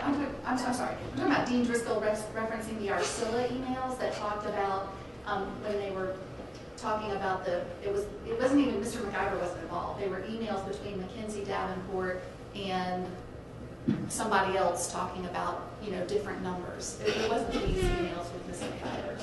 So Okay. I don't believe those emails are in evidence. Okay, that was first question. Second question is, did you object when, okay. No. I'm so sorry. We had a discussion. I raised an objection before the jury was in the room. It was on the record, and before Mr. Driscoll testified. To the inclusion of little pieces of the emails? Yes, in his PowerPoint slides. Got it. So, Mr. Abate, before you sit down, what you would like to do when we get Dr. Rye back in here would be to ask about whether there were notations in any of the records from the Mayo Clinic about injury to sleep partner, like specific instances, not, all right, let's read this report and that report, but akin to what Mr. Driscoll did, here's a snippet that was in one of the reports that informed me, and in particular, it referenced the fact that there was sleep partner injury or contact. Yes. Okay. Mr. Abate, I'll let you sort out over the lunch break whether our Silla emails were in the record or not. I'm not recalling that they were, but I can be educated on that. How would this be materially different from what happened in Mr. Driscoll's presentation, the reliance on little snippets here and there of information that he felt was essential to his analysis? I guess my distinction would be, and my recollection was everything that he referred to was actually admitted into evidence when he referred to it. In this situation, that's not the case. The medical records haven't been entered into evidence, and it's hearsay. So my thoughts are threefold. One, I'd like to get this right. Two, I'd like to be consistent. I may have made a mistake earlier. It doesn't mean I should repeat the mistake.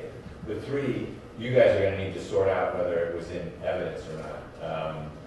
Our Silla emails, not the binder. I'm aware of the binder ones. I don't recall, but I don't recall any Silla emails being in evidence ever.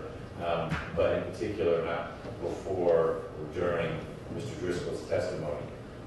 But I'm happy to be educated by either side. So let's revisit this when we come back. I'll also, when we come back, if we could be back at more like 110, let you know about the motion for directed verdict as to counts 5, 6, and 7. I did receive and I did read Mr. Abate's brief. It was a group effort. The state's brief. Was there more? No, Your Honor. Okay, we'll see you guys around 110.